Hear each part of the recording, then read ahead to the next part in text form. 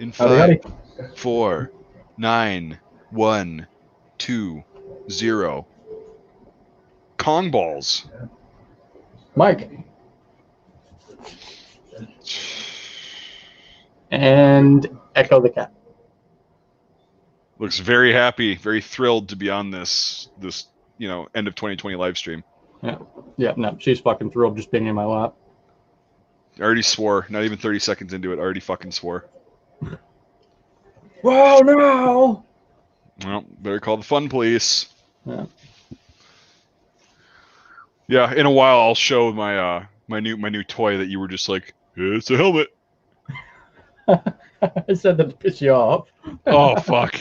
I was just like, I didn't piss you off, I'm just like, I did not know he was that blah about fucking helmets. Like, yeah, like I get it, helmets are cool. Like, yeah, like some of them I'm like, okay, I'm looking at some like kepis and whatnot, just like to wear whatnot, certain hats. It's a hat. Yeah, it's not a helmet, right? Right. But I am interested in some headgear. Just I very rarely ever wear anything aside from like a beanie. Right. Ooh, that was a kinky noise. That's my phone. Let me fucking. There we go. Nice little studio. You got your little challenge coins behind you. No, that's all Alex's stuff. Those are. Oh, okay. You know how like a lot of people have that same exact stand and they have all their challenge coins on it? Yeah, I actually have some. When I went to Kansas, I got the one from the training place, like God, aren't from you the cool? FPD, and then the one from the actual base. Wow. See, so it wasn't too far out of the realm of me thinking that it was maybe. Although I did see some that were double stacked, and I'm like, whoops. As I was saying it, I'm like, maybe not. But I have 3 coins.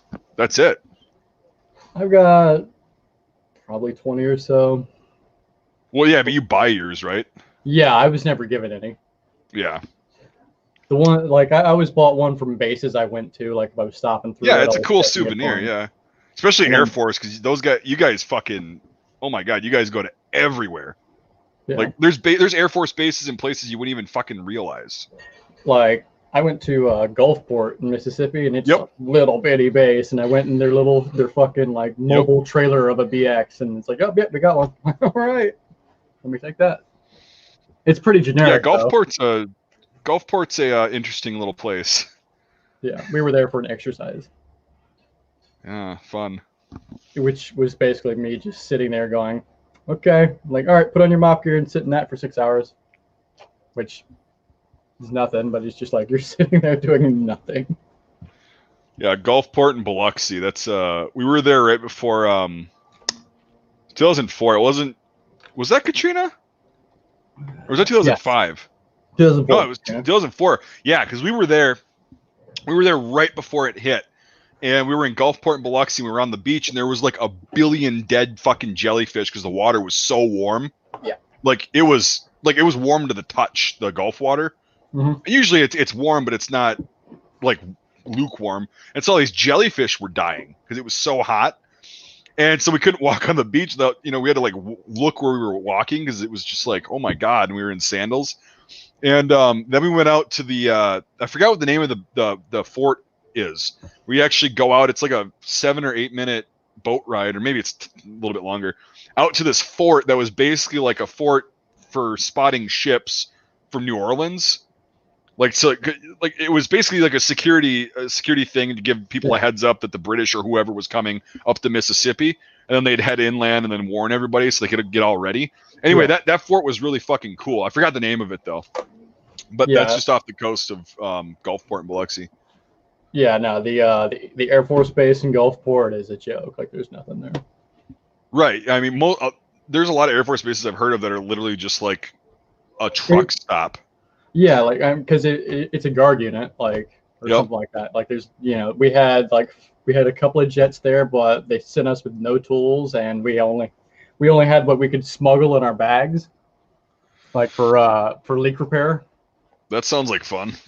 Because it's considered hazardous material, so we were supposed to fill out paperwork and whatnot, and that never happened. So it's pretty much like, okay, we got 5 one-shot temp repairs. and we ended up using all of them. But there were some that we were like skated out of. It's like, look, I've got 4 temper pairs. I really don't want to waste these if I don't have to. Yeah. But you got a coin. Yeah, I mean, I wasn't. The only coin I was ever given was my airman's coin, though. Oh, they give you a coin? When you graduate, yeah. Or you go through participation basic. trophy. Go figure. I actually have my bag here. Holy fuck. Let's see. I know they give you don't they give you a ribbon for qualifying with a rifle or some shit? If you get marksman, yeah. You don't just get one for successfully shooting. So what's marksman? I remember because I was dating someone who was down there and had the rigorous rifle marksmanship BRM. It really depends on the weapon and when the you rifle. do it. Your M16. Because in basic you get 60 rounds, I think, or something like that. So the first 30 rounds are for training, and the other 30 are for fucking qualifying. Really? But, yeah. So I think to get expert, you have to hit like 27. But are you shooting at what are you shooting at? Pop-up targets or paper targets?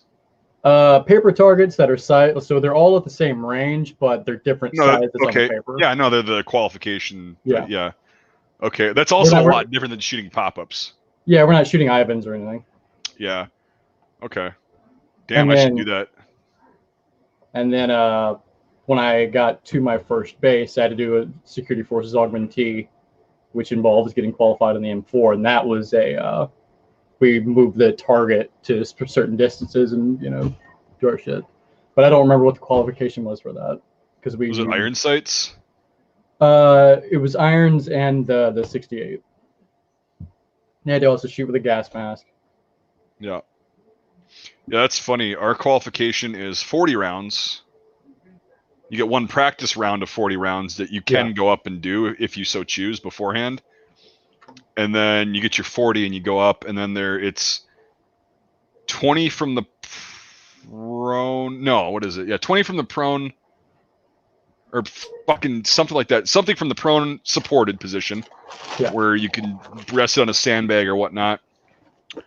And then I think it was, God, it's been so fucking long. I think it's 10 from the prone unsupported, so I just usually put the magazine on the ground. Yeah. And then 10 kneeling. But it's at 300 fucking yards with crazy Ivans. And with iron sights, you have to aim in a different spot for every single one. Like at the 50, you have to aim about that far below the actual target on the berm to hit the target, because the 50-yard target's only like that tall. Yeah. And you have to aim below the berm, or else you're going to shoot high. Right. And then how it's set. Yeah, and then at 100, you have to shoot at the bottom of the target, and it's a full silhouette target. And then you have to keep going up. And I think the 150 or the 175 or some shit was basically straight on. And then you had to adjust after that. And then the 300 was center, that's what you zeroed for, so you aim at the center. And then it would, I always hit the 300s. Those were the fucking easiest.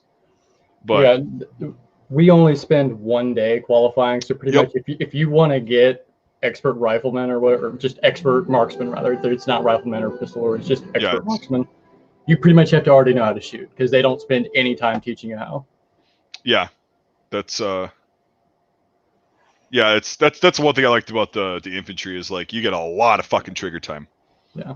And it's great. The Security Forces Augmentee program itself sucked, but qualifying in the M4 was fun. Because once you pass, like you had an extra 30 round mag, like, all right, what's this for? It's like, load that bitch up and flip it to rock and roll. We get to do that once, huh? Yeah. No, it's fine. Like we always kind of laughed at security forces. Yeah. Because they thought they were really hardcore with their little berets and stuff, and it was just funny the way they acted. And it's like we weren't mean to them or anything, but it's just like, fucking really, give me a break. You're not that hardcore, dude. Yeah. But I'm not like saying that to diss you. It's just that what I'm talking about, the security forces guys that. I mean, that's like we still have jokes about, like, why I pulled you over, because you didn't score high enough on the ASVAB. you know, shit like Yeah, that. they're. Oh my god. It is one of those jobs we still classify them as nonners, but we all kind of look at it as a job that we still don't want to have. Right. Yeah, it's just a lot of standing around and fuckery. Because while they don't have, like, percentage wise, they don't have the suicide rate that like air traffic controllers do, but they do have more people. So more people in security forces do end up like actually committing suicide. Yeah, it would suck. I think it's probably because of the whole fucking culture. You know, there's a reason there's a reason they act like dicks is because they're not happy. They're miserable. Yeah. You know. That's So. usually how, yeah. Oh, it is like that's what I found in the military. Is like you can tell people who are miserable because they're always assholes, and it's a failure of leadership and it's the culture of whatever. Like MPs, Right. you know, they seem to always be pissed off and unhappy, and other jobs like what the fuck? The happiest people I saw were military intelligence. It was funny because they got to wear civvies, but they're still military, and they were like, I mean, army wise, the happiest people I saw were the SEALs. They were like the coolest, nicest people in the world. Yeah. But like for army, yeah, it was military intelligence were always just like the happiest, carefree. Hey, I'm basically a civilian in uniform, but not really because I'm not wearing one right now. And Yeah. they were happy. But And I totally get that. It's how I am now. You know, I'm doing the same thing I was doing in the military, same base, same everything, but now I'm a civilian. right. And it really does make a difference knowing that I'm like, all right, I don't have to do any of this bullshit. No Right. PT tests, no getting Oh, ready yeah. for deployments. You know, Yep. I still got to do CBTs and shit like that, but not all the same ones, you know. All right. Mark Shaw, stop with that shit right now, please. I don't want to do the fucking political bullshit that happened this year and is going to be happening. Let's just have a nice stream. Leave that negative shit out of it. That'd be really nice. I'm asking nicely. I don't want to fucking start this shit in the comments of, oh, this and that. So Yeah. just please. Instead, check out these nice coasters I got. Oh, nice. Where's your little jester hat? It's actually right here on the skeleton. Dude. No, on the fucking coaster, on the graphic. Oh, there's no room for it. There's always room for it. Like when we made the equivalent, because I had Alex design it or whatever. Redesign it then. Yeah. That's your fucking brand. You're not Kong the Jester without a fucking Jester's cap. Well, my normal logo, is it? I can't see my background right now, but it's just coasters. Like I only wanted coasters because I liked actually fucking using them, unlike 90% of the fucking world. I just love your Jester hat. So it's like, yeah. Yeah, no, as far as the YouTube stuff, that's probably going to wait until I actually get a house. Yeah, it's a lot easier, to tell you the truth. It's nicer to have. And I've also, I mean, it's also because I've been asked to relocate my guns, so. Really? Yeah. Oh. Because it's not my house, and, you know, it's like, it's not a big deal. I have a place I can put them.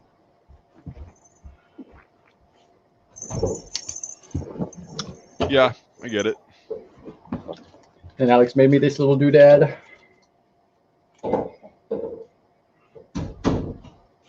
Looks dangerous. Yeah. Like, she, yeah, I couldn't believe that she went through all the trouble with all the fucking fragmentation pieces. It's like, what the fuck? And she did that. That's cute. Yeah. Little quarter stick. Fun stuff. Finally got my lighter from Lithuania. You had to go to Lithuania to get that one? No, it was shipped to me though. The first one never got sent here, so the guy's like, "Here, I'll just send you another one. If you ever get the second one, keep it." Right. But for those of you who play Metro, you'll recognize it. Those have been around for longer than Metro. Yeah, but this one is definitely like stylized from Metro. Yeah. It's funny, like how much money there is in just making real shit out of video games. Yeah. Like it's insane. Or just anything like pop in general, like Star Wars, right? Think of all the C96s that were fucking destroyed because somebody drilled and tapped the magazine well and put a shitty scope on it. Yeah. And then fucking, welded something onto the end of the barrel. Yeah, that's probably not as many as people think, though. No, there's a lot that I've seen personally. Like, you see them pop up in auctions and at gun shows. Because back in the 70s and 80s, it was like, oh, it's C96, it's a couple $100 tops. Yeah, nobody really cared about them. That it is now. Yeah, I had one back in the day. I got it from a friend that might actually be on the stream for a bit tonight. And I couldn't afford to keep it at the time because after I bought it, it was like shit got real and whatever. But dude, that is not a comfortable pistol to shoot if you have big hands. No, like pretty much everything I'm seeing is like everybody like oh, it's really cool, but like the gun was outdated this day it was made, essentially. Like it sucked. Yeah, I mean there were so many other. Well, here's the thing: is like loading a fucking pistol from the top. I know the Steyr-Hahn, I get that, but loading a pistol with a fucking strip clip from the top is not ideal, especially when you have removable, detachable box magazines at that time. And at least with the Steyr-Hahn, like it's towards an area where you actually have a grip on, whereas it's not push on the front of it, Yeah. And the gun's this fucking long,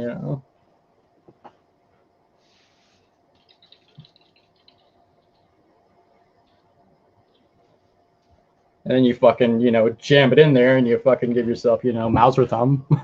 Yeah, those clips are not user friendly. But I mean, yeah, they're okay, they're cool, but it's a cool piece, but in practicality, they're not that great. Just like a Luger, I don't understand. Well, because here's the thing: is they weren't super popular in the First World War. Like U.S. troops would get them, and they're just like, oh, it's cool. Yeah, it's different. It was revolutionary for the time, like in a way. Yeah, I mean the toggle lock system, sure, but I mean it was interesting for sure. It was like a bunch of older designs kind of culminated with modern shit to try and be unique, and it worked and stuff. It was also just wasn't a popular cartridge at the time, right? Like if I'm not mistaken, like 9x19. Yeah. Yeah, no, it wasn't. And then it was. I mean, it's a cool pistol and everything, but it's just so overly hyped with. Yeah.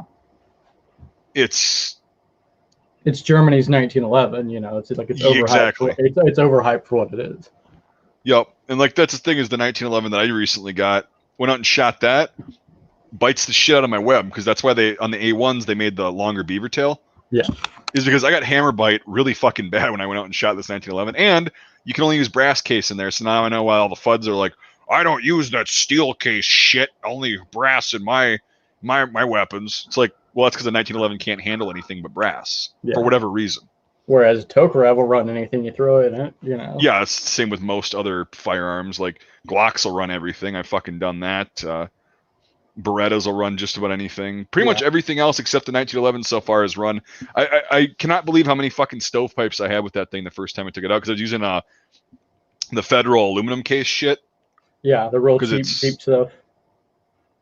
Yeah, it works so in every other pistol that I have. Yeah, I like Blaser has the aluminum line. I'm looking at it. It's like it's good stuff. You just can't reload it. Yep. Yeah, it's just range ammo. It's whatever. But yeah, this fucker like it just. Every other round was a stovepipe. And I'm like, what? Okay. And then I ran brass through and it ran flawless. Yeah. But I mean, it's a big, bulky son of a bitch, too. Yeah. Yeah. I mean, they're okay. They worked well. I mean, they do work. It'll throw lead down range and it'll work. But I also don't like the disassembly on 1911s. It's way too fucking complicated for what it needs to be. Like, way too complicated. The bushing and the. It's very similar to Tokarev. Like you got to do the same thing. It's a little bit more difficult. It's the recoil spring. Yeah, the recoil spring sucks to fuck with, and then taking the firing pin out is damn near. I mean, you have to have a lot of experience with that shit to do that, right? I remember it took. Because it's mounted in the fucking slide, isn't it? Like a striker fired. Yeah, it's weird, but anyway, no, it's a cool gun. But again, I don't think they should be more than like $400 or $500 for a surplus one. No. And because there's so many of them, and I mean they make new ones, but I mean I wanted to get one that was A, collectible, so I could make videos on that for historic purposes, and B, just to kind of have one example. Now I don't need to get another one ever because that's it. It's that's there, and there's the money you spent on that, like you could have bought a fucking 44 Magnum Desert Eagle, you know. Right, but this one's got it's got a pretty It's got cool the collectability, yeah. And it was refurbished with an X serial number, which the condition that it was in before it got refurbished was not indicative of having like, you know, a worn serial number. So a lot of these were taken during the interwar years. They were stolen, and, you know, crime used them and stuff, or people just stole them. And then the government recovered a lot of these, and they had the serial numbers scratched off of them, but they left all the U.S. property shit on them. This is the story anyway. This is not a fact. Right. And they had all the, because this one's got all the markings left on it, but it had the serial number scratched off, so they put an X and then made their own number and then threw it into the government system. But so that's kind of like apparently the story on this, and it hasn't been modified. It's still a 1911. It just got refurbished. Yeah. So whatever. Yep. Yeah, it's cool. But and then whatever. Sorry. No, go ahead. It was just like I haven't shot a 1911, but I have handled one. Like Serena had one, and I'm holding this like this big bulky piece of shit. You know, couldn't see the sights. Like it wasn't a Colt. It was like some Spanish one maybe or something like that. It was not a. Was it a Star? No, it was built well, but like when I like looked down the sides, like, dude, you can't see a fucking thing. They were just totally black.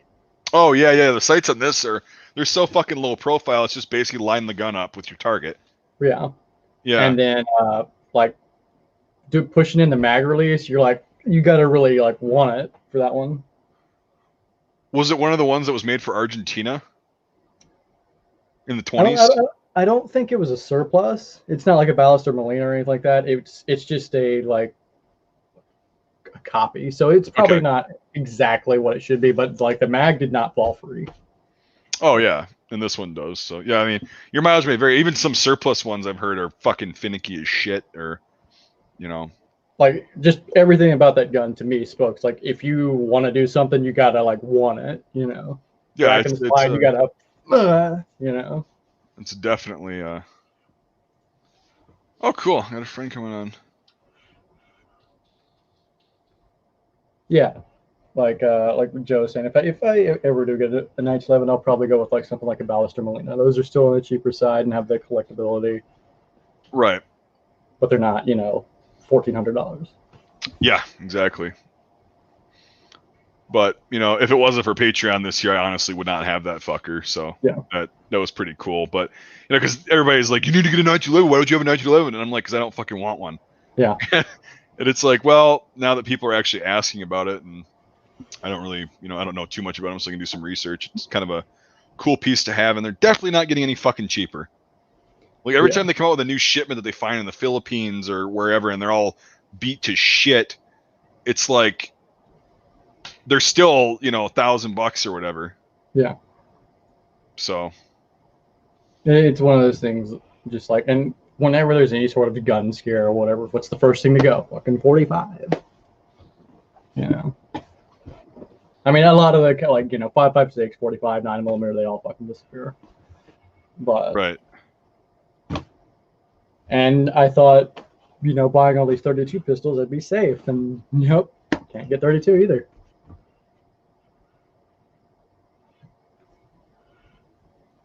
You know, and the places you can get it, it's 50 cents a round.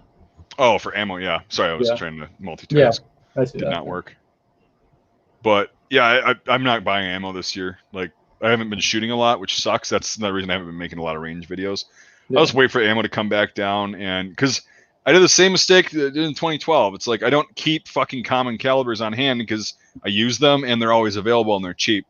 Right. And so this time it wasn't 22, it was 5.56, 9mm, and 45, and whatever else. A lot of pistol rounds mainly this year in 5.56.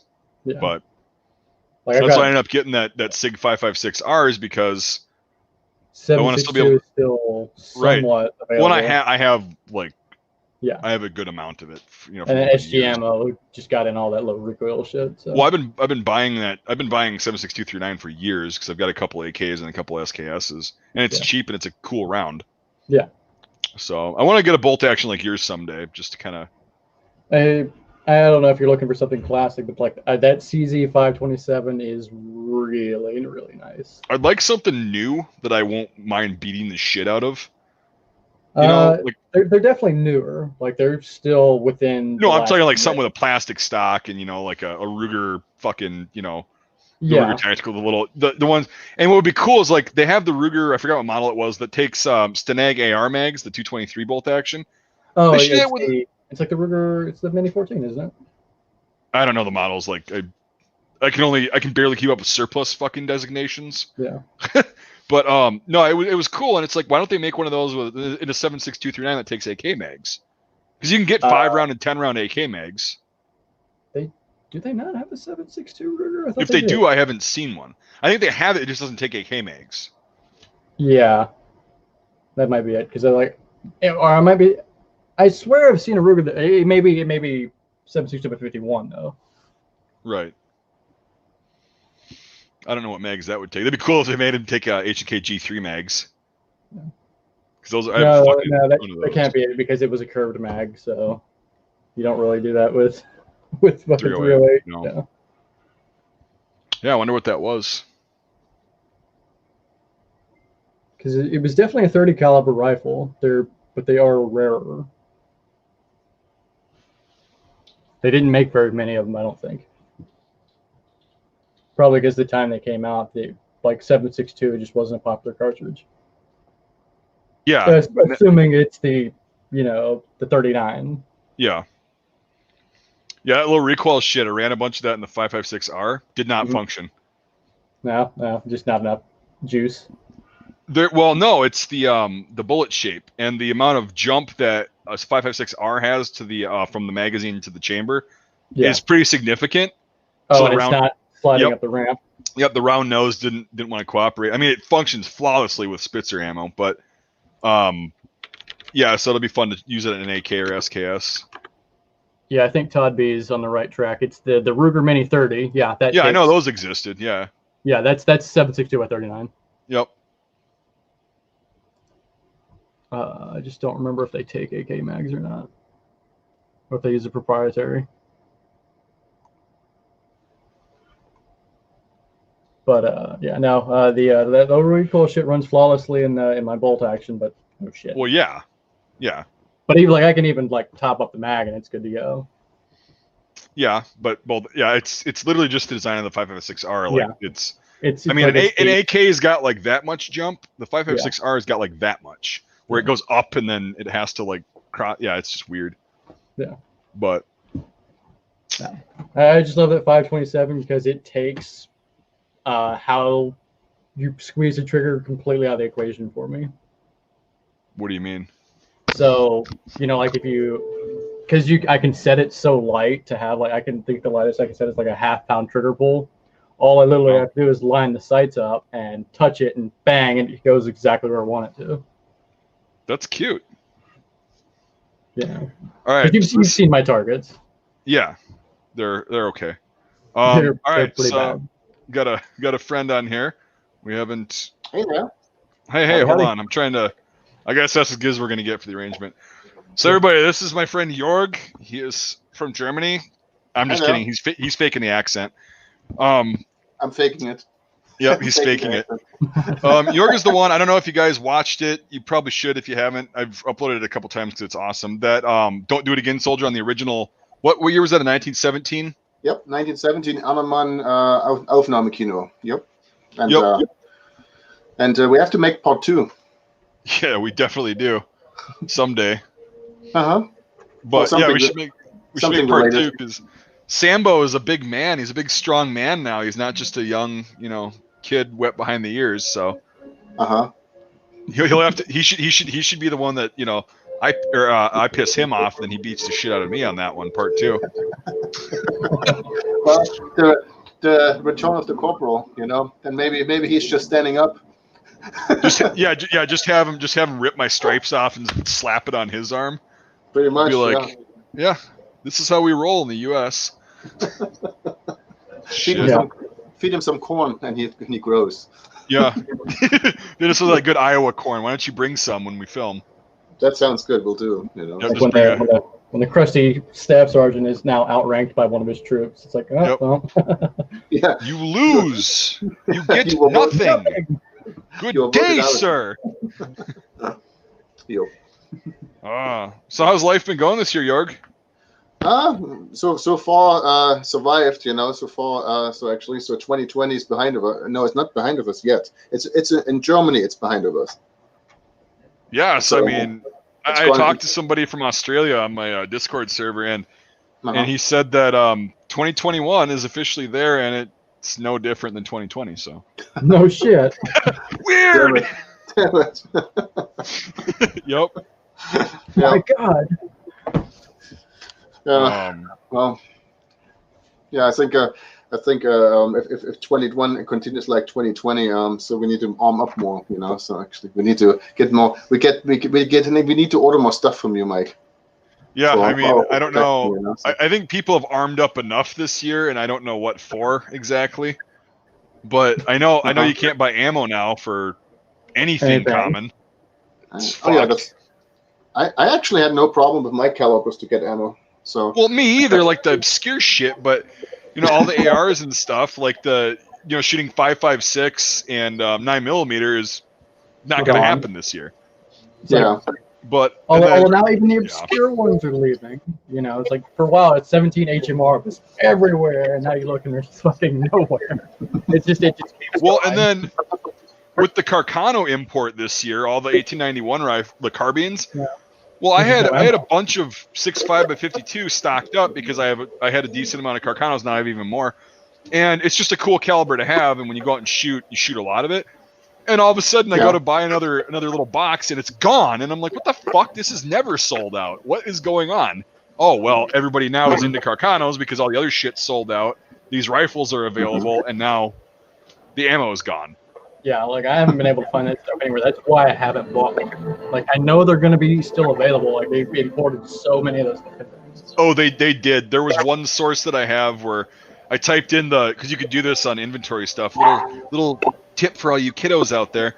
If you go in and you want to know how many things they have in stock, just type in a ridiculous number like add 10,000 to cart, and on a lot of them they'll say only this many available. Yeah. Well, I typed in a 10,000 on one of these websites, and it said 843 available. I'm like, Jesus Christ! Yeah. I mean, that's a lot of rifles that they imported. So, but yeah, it's been and that shit started early on, and then everybody, things went south, societally this year, and then it's like, okay, the second wave of ammo and gun panic buying begins, hoarding. It's like, fuck. Every few years, it fucking goes this way in the hobby. Every few years. Yeah. Yeah. But can't find any of them pointy bullets for my birthday. The pointy bullets, yeah. Jorg, did you see that video? Which one? I had I recently made a couple videos. It's like ASMR for military surplus nerds, and it's a kind of a joke, but not really. It turned into something cool. So I had the French Lebel 1886-93, right? And that's got the tubular magazine on it that you load all the rounds in, but they're all Spitzer bullets, right? And so I had a fucking, I don't know how many people, 30 or 40 within the first day comment, you can't load a tubular magazine with pointy bullets. It'll go off. It'll blow up in the magazine. I'm like, what the fuck? It's great. And then so I made a video showing like the way the case head is designed with the little rim around it so that they sit on the primer. It's like, so how dumb do you think the French engineers were that came up with that? And that wasn't even a new concept at that point, but the Kropatschek or whatever used a rounded bullet. But it's like, so you just think the French are like, oh, so let's just make a tubular magazine. We have these Spitzer bullets that are brand new and very pointy, and we're just going to throw them in a tubular magazine, issue it to millions of troops, and hope for the best. Yeah. Like, what the? Use your head, Jesus. Yeah. We're actually just going to throw the gun and hope that it goes off. Well, with the fucking bayonet, you could. I mean, here's the bayonet for the thing. It's like what you could do with a German Uzi, So actually, you just drop it and it fires. Oh yeah, the Sears are. That's the thing is. That's another myth I'd like to do, but I don't have any open bolt Uzis. That's the thing; they're all closed bolt. Yeah. But I've actually heard from a reputable source that I trust that one time an Uzi got dropped, and it had been so worn, the sear was so worn that it went off and popped one round off. It didn't go off, but it popped a round off when we got dropped. Now that's more believable than like something like on the Big Lebowski where you know the Uzi drops out of the car and the whole magazine just shoots off spinning around. Nah, I don't think so. Actually, I saw it through a training in the Bundeswehr. And Unteroffizier had an Uzi, and he dropped the damn thing, and a couple rounds went off, and we knew exactly where the red guards were, actually. So we just mowed him down afterwards. He gave away with that action the entire enemy. We just wiped them out. No, actually, the whole scenario should have gone 2 days. After an hour, we killed them all. Because he dropped a fucking Uzi and it went off. Like, Hans, get the Flammenwerfer. Pretty much, yes. So he just fired off, and then we had these vests actually who would blink and make sound actually for training, and these gears and actually the whole forest started to blink and make noises. Fucking Miles gear. God, that shit. But it was kind of beautiful, actually. The whole forest started to blink and make noises. Well, right. I mean, you could at that point, you know where they are. You just grab an MG3, have somebody hold the belt, and just fucking, hold the bipod and Rambo that shit. Walk through the woods and just. Yep. Everybody's lit up. Yep. Keep linking the belt. Yeah. Whiskerbeak, Weasel Horse, come here. What are you doing? Come on. Serena's set me had kind of a weird issue like that. It didn't have a safety in it. And we took it to the range or whatever, and for the life of me, we couldn't get this fucking thing to run properly. And so, it was like either failure to extract, or not failure to extract, but failure to cycle another round, something like it just wasn't sending the bolt all the way back. And so I handed it to her. I was like, see if you can fucking do something with this. And she went, boop, and was like, did you see that? I was like, what? That fucker went off twice. It fucking cycled twice. And so we started inspecting it, and it looked like the sear was like really worn or something like that. Like it looks like someone tried to modify it, but and then something like not having the safety in it was kind of weird. It wasn't working properly. Jesus, that's not safe. So you have a fully semi-burst rifle or some shit. It's sometimes like. I think I told you about that on the live stream before. When I first got my Wasser 10 back in 2010, the pin that held the trigger in was loose, and I didn't know that. And so, first couple times out the range, I'm like, it's my first time shooting an AK. It's fucking great. It's fun and whatever. And all of a sudden, I lock and load a magazine. I get 2 rounds off, and then it's just. It runs away, yeah. And I'm like, I took my finger off the trigger, and it was a runaway. And I'm like, fuck! So I just kept it pointed. And all of a sudden, it was like, what the fuck just happened? Well, what happened was the trigger fell in a certain way where it had the sear just perfect. And it was just hammer following, essentially. Right, and that's not good. If you have a semi-automatic receiver and it runs away like that, it can crack that fucker because you don't have the extra rails and support in there. Yeah. And so I'm sitting there, I'm like, well, this is cool, but it's really unpredictable, and the receiver's not made for this shit. So ended up like getting a JB Weld and just doing that into the trigger. And it's like it's a Tapco G3 trigger, or Checo G2. So it's a US part, so it needs to be on there anyway. So just put some JB Weld on there, and it hasn't been a problem since. But yeah, that was it's really nerve-wracking when you're not expecting something to go full rock and roll, and it does. Yeah. And you take your finger off the trigger, and it keeps going. It's like, oh no. Yep. Yeah. But, like when I put the new firing pin in the CZ50, the guy has a warning on his website. It's like, hey, make sure this clearance is properly. You may have to sit there and fuck with it, because I was looking, it's like that pin is stuck forward. If I fucking, it's gonna go. Well, the cat's fucking with the dog underneath the door. That's what's going on. Like Devin's Ruby, his fucking firing pin was stuck. Oh, that's safe. Yeah. Yeah, pretty much. And he's like, you can't just quickly and easily change the firing pin. You got to like take it to a gunsmith because it has to be bent or something. Yeah. Well, he got it for cheap. So. Yeah. So York, I wanted to show you this. I sent you a link to it, but now it's actually here. Is that not the nicest original Stahlhelm you've ever fucking seen? Looks very nice. Yeah. Dude, it's insane. It's been in a museum for the for the past 80 years in Maryland. Wow. And yeah, it's got the guy's name on it and his regiment. Mark's looking up the information. I don't know if it's going to come through. Does it has the imprinted mark in it? The what? That's like a mark in it, like a stamp where it was made, like a. Like oh yeah, it's ET. It's ET. It's Eisenhutenbecker Thaler. Okay, it's a 66. Okay. Yeah. It's a ET 66, but no, it's got the guy's info on the one leather pad, and I hope that on the front, I mean that actually looks like blood staining. I really hope it's just mold or something, because I don't want a helmet that somebody got nailed in, but it could be just mold or dirt or something. Yeah, but I think it does sweat. I mean, sweat. Old sweat does it too. Yeah, but this is very look at the pattern. I just hope it. I mean, somebody was sweating bullets. I'm hoping it was just issued to some kid, and I hope it was just issued to some kid at the end of the war, and then after the armistice, he just gave it to an American or put it on the ground and started walking home. But anyway, it's this paint is like, you don't see this much anymore on originals. No. It's got the original boiled linseed oil, and and the chin strap's still in. Yeah, mine is more dark.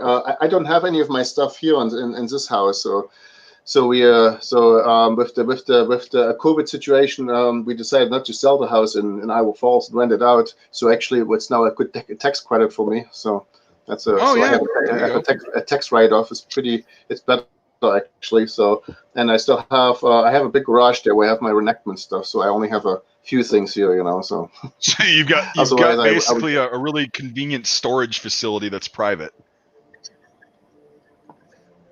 Right. Yeah, that's paid by rentals with and space they can use. So yep.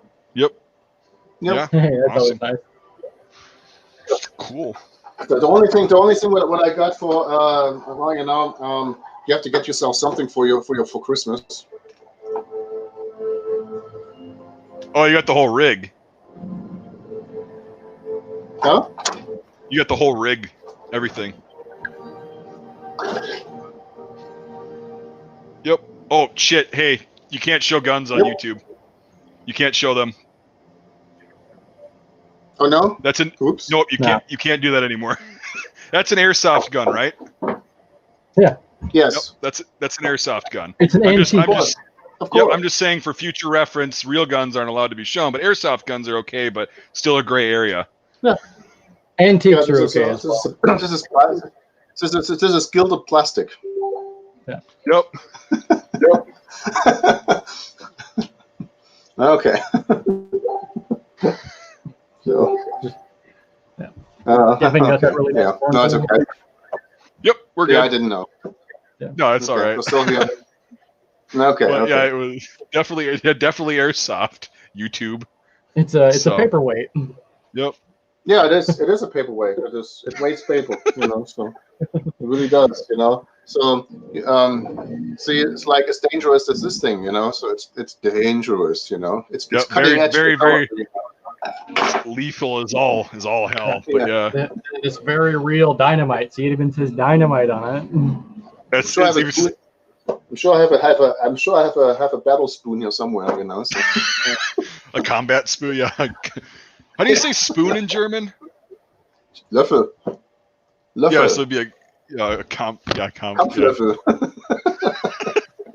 You should make one and then market that shit and be like, because like in the US, the MRE spoon is like the tactical MRE spoon. You could actually make money off of that shit. Oh yeah, survival spoon. Von Kampfsporten, von Battle Spade to Kampflöffel. Yep. 90 million fucking syllables for 2 words. Yeah. I was the cool kid in school and took German instead of Spanish. Yeah, how much do you remember though? A little bit. There you go. Yeah, same. I don't remember shit. Me too. Because I haven't used it. I took German too. Oh really? I took German too. Sorry, I'm an ass sometimes. Yeah. No, it's very good. It's very good. Yep. ist gut gehört. aber so nicht, ne? Yeah. Ja, was I hab ich? freaking love that word, Klugscheiße. Oh, yeah, It's fucking smart great. ass. Flugscheiße. Yep. Uh-huh. And another good one is also Arschgeige. I don't think I've heard that one. Arschgeige. Oh, Yeah, I can figure it out, I think. Ass violin. ass violin. Yeah.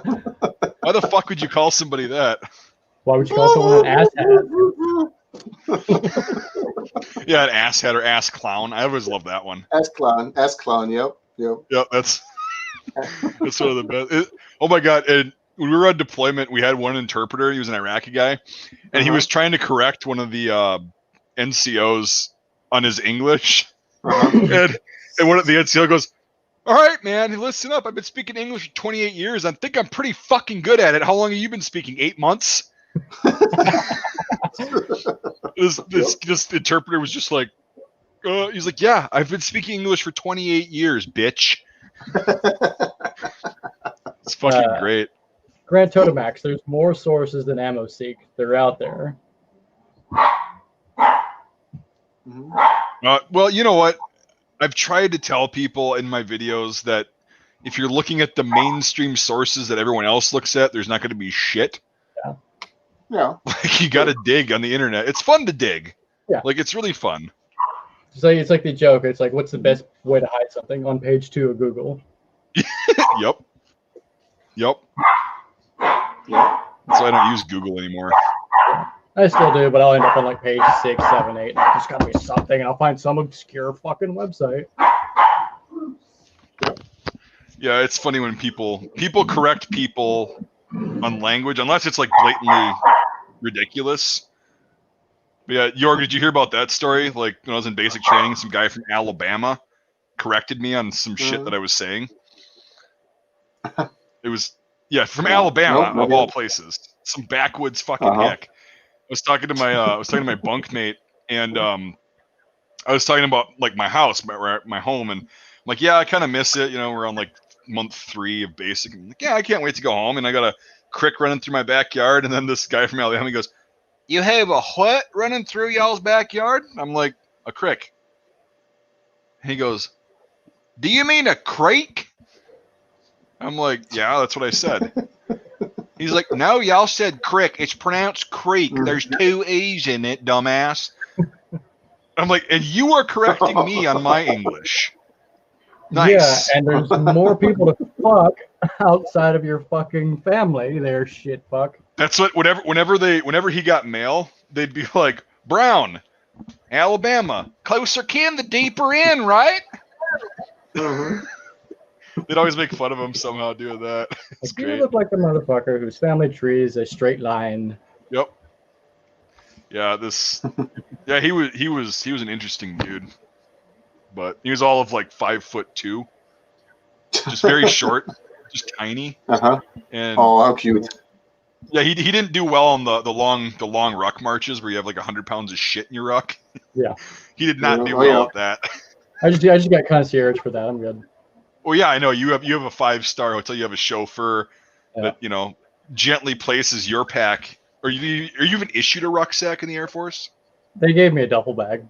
Like that's not a rucksack. No. What the fuck are we rucking? We have airplanes for that shit. Right? Yeah, the airplanes just throw all your gear. Yeah, but yeah, it was funny watching the little guys always just struggle. Because they're really good at doing push-ups and shit like that, but I'm really good at carrying a heavy amount of shit for a long way because I'm bigger. And when it would come to that, it's like, oh, I'll take your sleeping bag that's soaking wet and I'll put it in my rucksack so you don't hurt as bad. That's cute. But did you guys do that shit in the Bundeswehr? Like the long... Oh yeah. Every Friday we had to go 20 kilometers with 50 pounds. And first when we came back home, we could go home for the weekend. Oh. And if we came in after 3 p.m., we volunteered for weekend duty. Oh, that sucks. Every Friday. So. God damn it. So to quote Walter Sobchak on the Big Lebowski, "Fucking Germans. Nothing changes." That's right. Yeah, well, honestly, like, do you know what's the interesting thing about this? Now, when I take my students from here to Europe, you know, I'm 41 years old and I'm still outrunning 20-year-olds. Well, it doesn't take much to outrun 20-year-old Americans. I mean, come on. And I'm fat and old right now, you know, in opposite to them, you know. So actually, and I can still outrun them, you know. So Well, I guess a it's little bit mental. of basic training is not bad, you know. So It's mental, and then just go back to that mentality of like, just push through it, push through the pain, get it done. yeah. Pretty much. Fucking ditch kitten's in here now. Cody, hey, leave him alone. He's like 1/10 of your size, and he's got claws. It's like a teddy bear and a cactus. Well, mated. that's we call it that's the equalizer, the claws with size, you know. Right, there was a video on YouTube for a couple years ago of like a sad dog diaries. It's like from a dog's perspective, and he goes, "A cat, an elusive creature that is a cross between a teddy bear and a cactus." Hey, Mike, did you see did you see my my propaganda film? Which one? The World War II one? That was specifically ordered by that 353rd, you know, and they paid me pretty well. I know they march like shit. I know they march like shit in it, you know. So actually, that's what I told you. Yep, I said, you know, some of those guys' kit is really good and they look the part, but fuck, Germans can march. That's one thing that they can do. Yes. They wrote the book on marching. Yeah.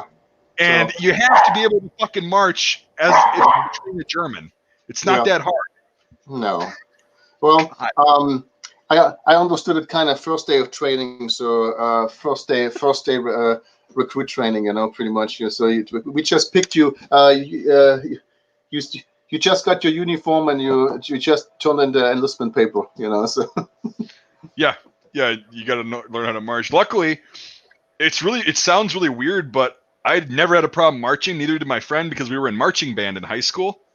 Yeah. And you learn how to march to a cadence. It's really easy. Once you get a rhythm, your left foot hits the beat or hits the ground on this beat and all that stuff, and your arms naturally swing. Yeah. Not that difficult, but oh my God, so many people, right? So many people just can't fucking get it, and then you have to pay for them not getting it, of course. It's like, okay, how many times did they go, all right, mark time march, platoon halt, half right face, get in the front leaning rest position. Until you fucking figure this out, we're going to be doing this all fucking day. It's like, it's not that hard, people. It seems like when you go into basic, everything, your sense of common sense, it all goes out the window. It's like, how are you possibly marching with your right arm moving with your right leg? Yeah, it's like, how can you walk and chew gum at the same time? At that, like, what the fuck is your problem? No, we weren't allowed to walk and chew. No, you got fucking. No, I'm saying, like, if people can't just walk, we weren't allowed to walk and chew either. Like, it was funny because the rule for the army, like, even like outside of basic, obviously you can't have shit. You cannot walk and smoke. You have to stand in one spot and smoke. Stop. Yes. Stop. Yeah, because you got to hide the cigarette, and then you have to stop. And as long as you're stopped, you're fine. It's just so fucking dumb. Like, stick it in your ear, forget about it. You're like, oh fuck. Smoke it through your nose. Filthy Frank style. Oh yeah. Yeah. Do you know who Filthy Frank is? What? What's that? Do you know who Filthy Frank is? Filthy Frank? Yeah. No. Kong, you know who he is, right? I have an idea. Oh my God. Jorg, I'll send you a video.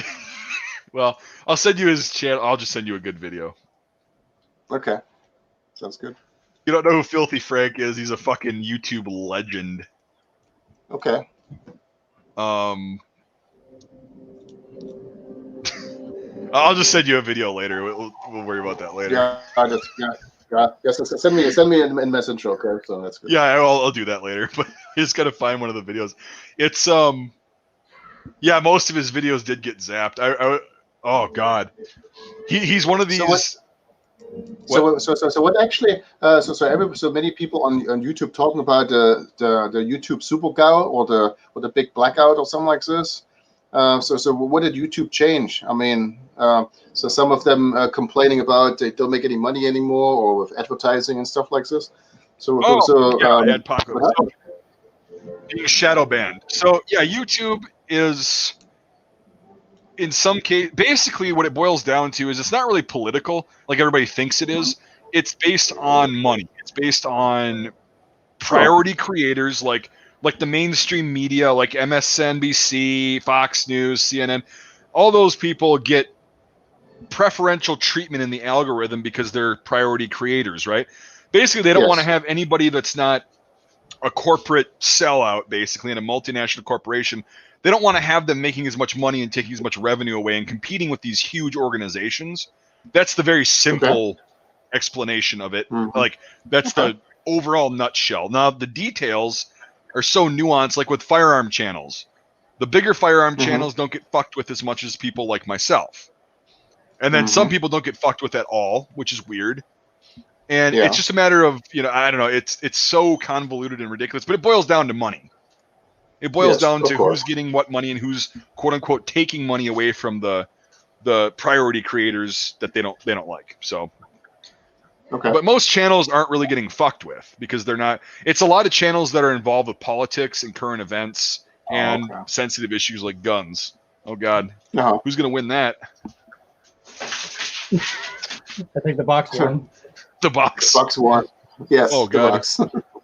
It kind of boils down to something my chemistry teacher used to say. It's like life is just one big shit sandwich. The more bread you got, the less shit you got to eat. And that's a good one. And a European politician told me one time, this is how politics works. It's called the situation of gravity. You take a pile of shit in your hand, you throw it at the wall, whatever sticks has enough gravity to stick. Everything else falls off. Well, that's the EU in general. There was Barroso, the president of the EU Commission. He told me that when he was drunk.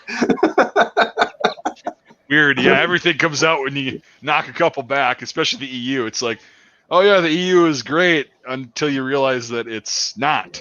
It's just don't worry about this. I travel with several of them to Washington a couple times. It's not much difference. That's what I mean. Like I was talking about that with a guy on my Discord server earlier. He's from Australia, and he's like, dude, it's the same everywhere. And and what it is the most fucked up part is people bitch about the government constantly, but they don't address the issue of how they keep getting voted in.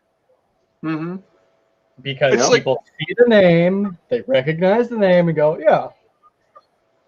It's low information voting, and it happens all over the world. It's just so easy to just, I'll go vote because I was told to go vote. Just go vote, which is dumb. I don't tell people to go vote. I'm like, go do research, pick who aligns with what you believe in, and then go vote. Don't just go fucking vote. Yeah. It's like do research, and that's everywhere in the world. But yeah, it's like. It's just that's a Winston Churchill kind of a character. I won't get into the douchey part of his, but he did say that he was never a fan of democracy. And they're like, well, how can you not be a fan of democracy? And he was like walking down the street, and he went up to like some average, working class woman, and he goes, "What do you think about this, this, and this?" And she goes, "Oh, it's very nice." And he goes, "See," and she votes. It's like you have no idea what the fuck you're talking about, but you're voting. No. And you're voting people who also have no idea what the fuck they're doing because it's a popularity contest.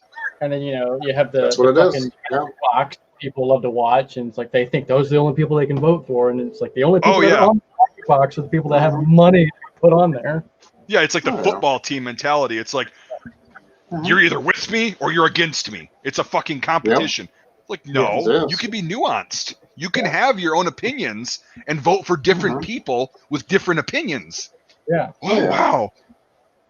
It's kind of like, the people, Democrat, Republican. It's like, here's the thing. I don't agree with either of them. They both have things I like, but I'm not going to go one or the other. No, because you don't have to. Yeah. Well, Mike, you've been to Iraq, actually a third world country. Well, so actually, I always see, and I also went to Sierra Leone one time, and Nigeria, and Iron Coast, and all that stuff. With EU stuff, I went to a camp one time for a humanitarian crisis and stuff like this. You know what? Yep. I tell you what, our bullshit politicians are I like them way much more, our bullshit politicians, than what they are doing. You know. Oh, so fuck yeah. That's the thing. I mean, you've been to Iraq and stuff. You saw how people live there. You know, actually, you know what? If you've been in a real war zone for a while, you appreciate the bullshit, the bullshit here. You know, so actually, you know, so literally you do. You know. Speaking of that, Mark. Hey, Mark, how's it going? It's going. Happy New Year, guys. Yeah, you too, man. We were just talking about, you know, politics and how dumb it is and all that stuff, and then Jorg was like, well, you know, having been to third world shitholes like you have, Mark, and, you know, it's like, you appreciate the bullshit we have to deal with, because it's a billion times better than, like, you know, he was saying Sierra Leone, Ivory Coast, Nigeria, Iraq. Yep. Go outside and smell burning shit. And like, well, at least we don't do this back home. Yeah. When I went to with the EU Council, I went in 2002 or 3 with the EU Council to Sierra Leone, a constant civil war zone. You know, so actually, it was interesting when you drove from the airport to the government building. I counted like a dozen or more. There's just dead bodies laying around. Yep. You know, in the streets and stuff like this. So I mean, you know, I tell you what, I'd rather have our politicians bickering through the press and yelling at each other in words and stuff like this than this. You know, so actually, so. Yep. So that's the whole thing about that gives you a little bit of appreciation that we are in a you know, a civilized part of the world, more or less. I mean, we have areas, you know, where it doesn't happen. Yeah. So with that, of course, you know, people don't understand too. In the U.S., our worst areas in the country are people's average lives or decently upper middle class lives in other countries in the world. Yeah. Like, take that into consideration, people. Not you guys, but like people that haven't seen that. If you go to like some really poor place in Appalachia or south side of Chicago or some shitty part of, you know, Compton or something like that. Or Philly or wherever. Yeah, anywhere you can think of that's an absolute shithole. Here, some trailer park, you know, where there's meth and guns and all that stuff. That's still significantly better than most people have in the world. And that's fucked up. It's true. You know? And you can get an example of that if you ever watch the ridiculous show House Hunters International. These freaking Americans that, like, nothing's ever good enough for them. Like, oh, the rooms are too small. The kitchen's too small. Whatever. I love the ones where, like, they go to Germany. If they go to Germany and they bitch because there's no closets, I'm like, because it's Germany, you're supposed to buy a shrunk. You know, you don't have closets. Yeah. Do some freaking research, or, you know, maybe be happy. You know, like, a lot of people be happy to live in that house that's too small for you. You know, it's ridiculous. Oh yeah, first world problems, man. First world problems. That's why that exists. Yep. Exactly. I don't even use a closet for clothes. Like, I just throw random bullshit in there. I never use it for its intended purpose. Yeah, you just throw your shit wherever. I gotta go let the dog out for a second. Jorgen, oh shit, Mark, really quick. I showed Jorgen this already. Here it be. Oh. Yeah. Nice, huh? My God. Dude, this is fucking awesome. I'm glad you talked me off the ledge of not buying it.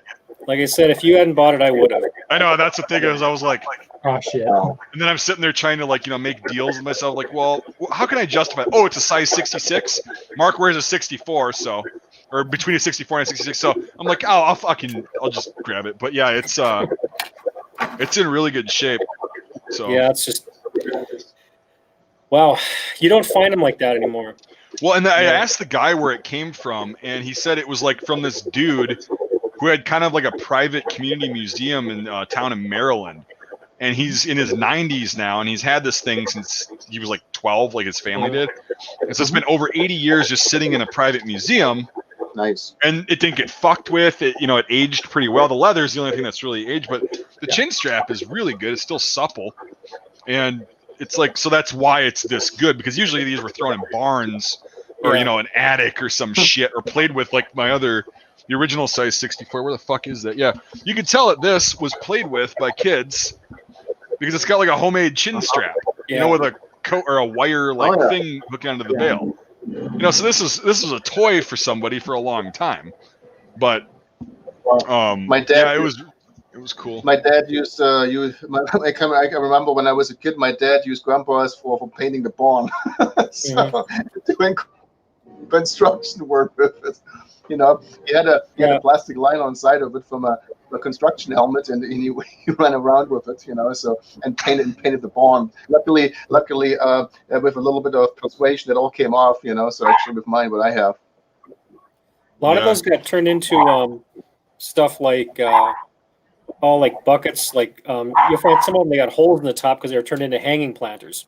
Oh yeah, and colanders and shit like that. Yeah, exactly. Yeah. So coal shovels and stuff. So apparently, I've read stories where I know you got to. Apparently, I've read stories that after the war, the British Army took thousands of these Stahlhelms and they flattened them and they made roads out of them. I don't know, put roads under them or over them or some shit, but they flattened thousands of them. So they have a steel layer in the road, or something like that. Well, how the fuck why would you do that? I don't know. It could be an urban legend. I don't know. Why would you go over budget on a road? Well, don't get me started on that. Mark, my fucking my property taxes went up 54.2% this year. Jesus. Because they fucked up and overestimated the road construction project this year. And it's only for this year. It's only for this year. It's like, no, asshole. Name one time the government rolled back a fucking tax. Yeah. No, it's not gonna happen. So I'm gonna try to run for fucking office here pretty soon because that's bullshit. 54%. Yeah. So do you have an acreage or something like that? I've got 3.5 acres. Okay. It's not like acreage, but we're taxed pretty heavily here, and on property taxes. Wisconsin's got some pretty high property taxes. I don't fucking know why, but going up 54%, it's going to be another $1,500 a year that I have to pay just in property taxes. It's ridiculous. So, that's fucking stupid, and because of somebody else's fuck up. That's the problem. Because of local government's fuck up, I now have to pay, and so do all my neighbors. Oh. Yeah, I know. Do you need to go outside? Come on. There you go. All sorts of animals. Where's the kitten? Yeah, I think mine is upstairs somewhere. We've all got these. I have only a picture of it right now at the moment. Oh. Cody, say hello to all my little nerd friends. He doesn't give a shit. He just wants to go to sleep. Put me down, you greasy prick. Yep. Oh no, he actually he's like a cat. Yeah. It's the only dog I've ever had that's it's cuddly as a cat. Nice. But he doesn't realize how big he is. He's like 45 pounds. And there you go. There you go. Oh, Miss Daisy. See? Miss Daisy. A Great Dane that thinks they're a lap dog, Uh-huh. Yeah, you got a 150-pound dog sit on top of you. Yeah. I hope in 2021 we can finally come together with some World War I stuff. That would be fun. So I was just gonna say, I hope that's gonna happen. Yeah, because York said we got to make a part 2 to that video. We do. I start to grow out of my uniform, and I don't mean tall-wise. so I have to go to the fitness studio a little bit, and don't eat so much schnitzel anymore. so actually, schnitzel. Yeah, we're still trying to get back up to Canada. Good luck. We got till August to figure something out. So I don't know. We really want to get back up to Canada in August for their World War I deal that they got going on up there. We'll see what happens, I guess. Yeah. Mark, where are you located about? West Fargo, North Dakota. Oh God, I'm sorry. I love it here. I've been here almost 30 years. I went to North Dakota many years, somewhere in the middle from Model T auction. There was a guy way in the middle, and they sold off like 200 Model Ts with somebody collected. So it's a nice area close to Canada. Bismarck, maybe. Does that sound familiar? Bismarck, Mandan. Yep. Yeah. Yep. Bismarck. West side of the state. Yeah, that's where I grew up. Grew up in Bismarck. Yeah, it's interesting. Mike, you talk about museums and stuff. I just found out not too long ago that the North Dakota Heritage Center, their museum that they had when I was a kid that I used to go visit all the time, which was mostly full of like Indian stuff and like that. Yeah.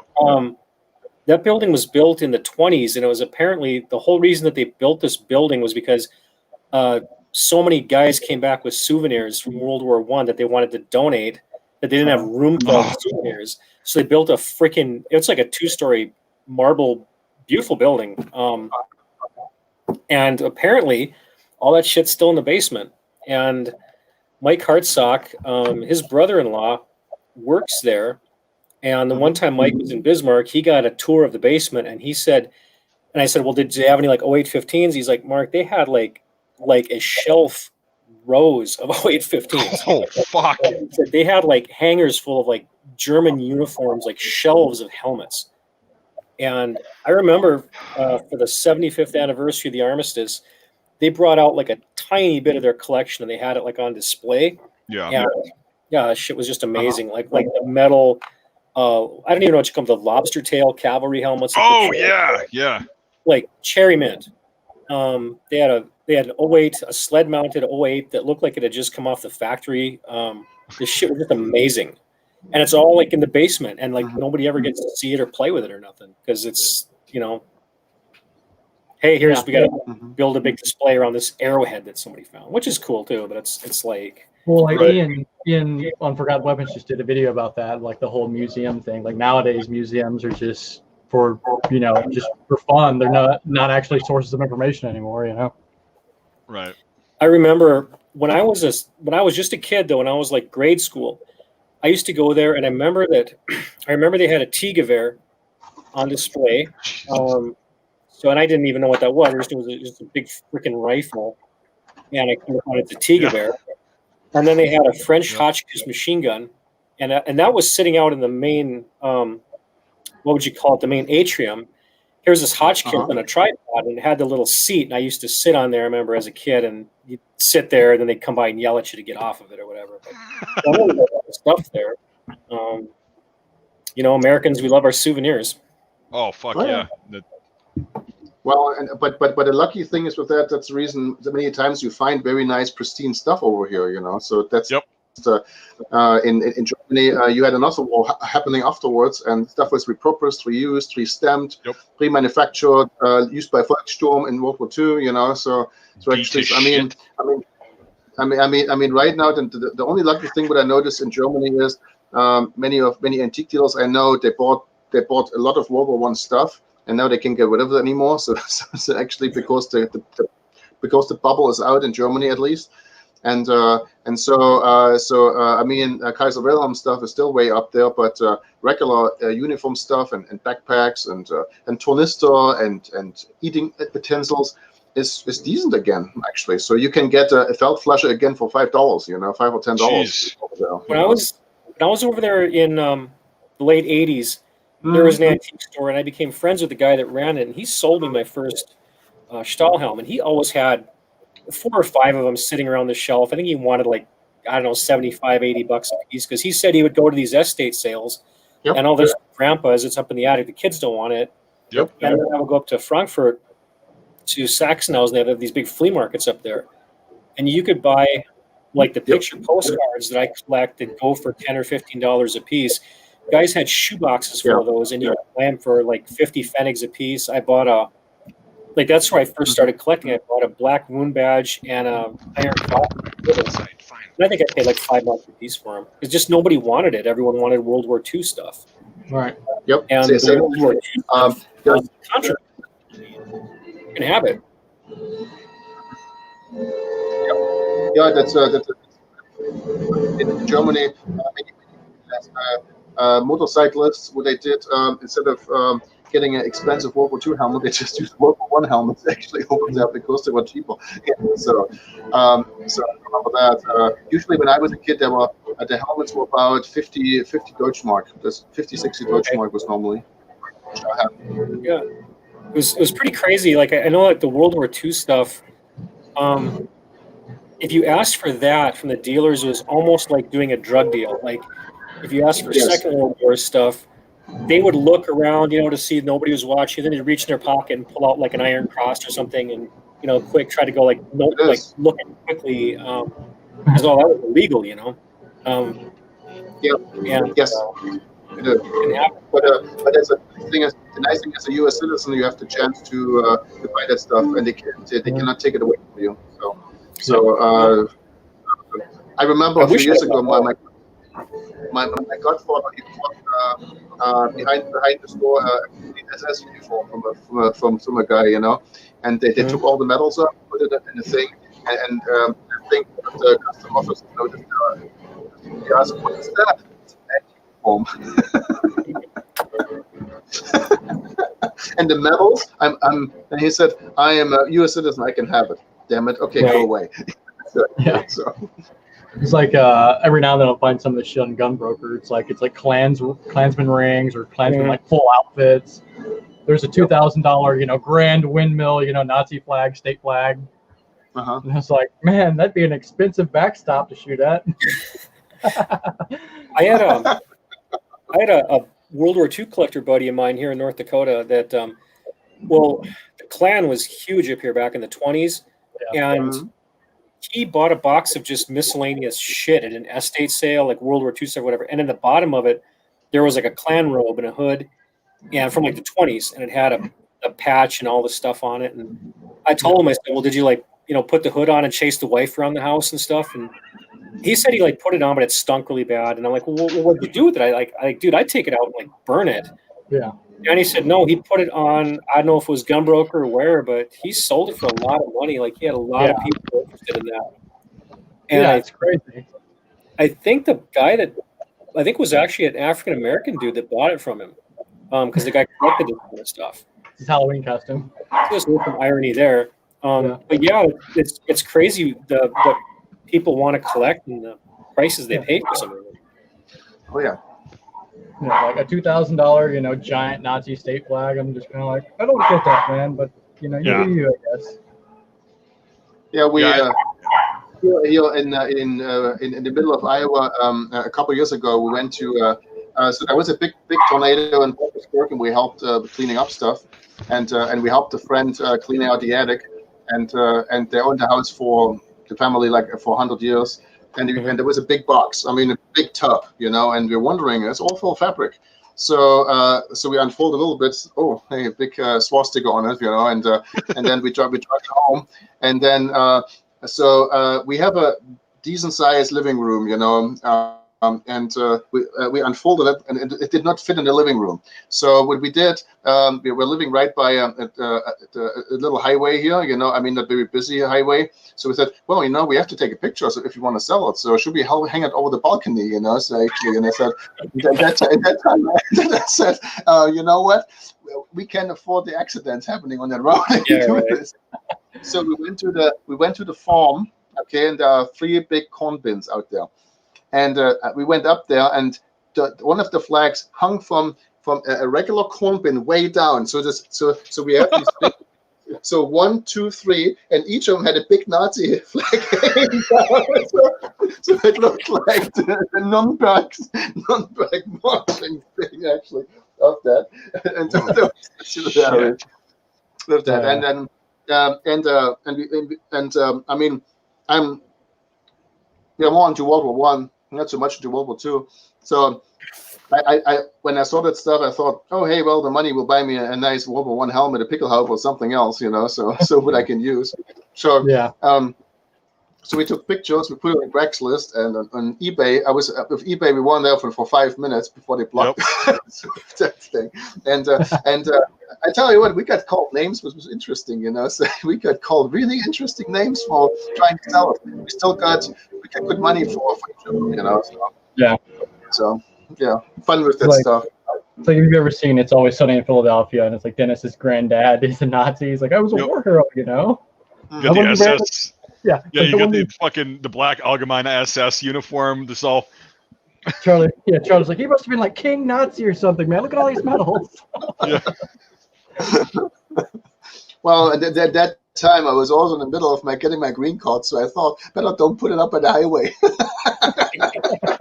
Yeah, you could be like that big ass stars and bars flag on what road is that? Right south of Chattanooga. If you drive down, like if you're going to Florida or any of the southern states, you cannot miss this fucking flag. It is the biggest stars and bars. Like, you know the Perkins flags, like how big they are. It was like 4 times the size of this fucking thing, and it's on the interstate. It's right on the side of the interstate, and it's so big that even on a windy day, it looked like it was flapping this slow. Wow. And I was like, oh boy, we are definitely not in Kansas anymore. Yeah. Well, Toto. Yeah. The flag that people mistake is the flag of the Confederacy or whatever. It's a fucking Virginia battle flag, and then it was on. They tried to come up with a couple different flags, like actual Confederate flags, and none of them stuck. But yeah, I mean, the stars and bars, it's a cool design. It really is. But the symbolism, it gets construed as, I don't know, it's just different. I think people in the North construe it a lot differently than people in the South do. Like, even black people in the South, I know, like rural people, they'll fly it in their yard because they're like, it's our heritage. And I'm like, okay, that's one perspective. And up here, it's like, you fly a Norwegian flag. Did you hear about that, Mark? No. Oh my God. So somebody recently this year, it was up here in one of these upper Midwest states, had a bed and breakfast, right? And they were flying a Norwegian flag, okay? And somebody made a huge stink out of it, saying they were flying a Confederate flag at this bed and breakfast, and they got a shitload of hate mail, and it's like, that's how ridiculous things have gotten. Yeah. It's like, it's a fucking Norwegian flag. They haven't done shit since the Middle Ages. Yeah.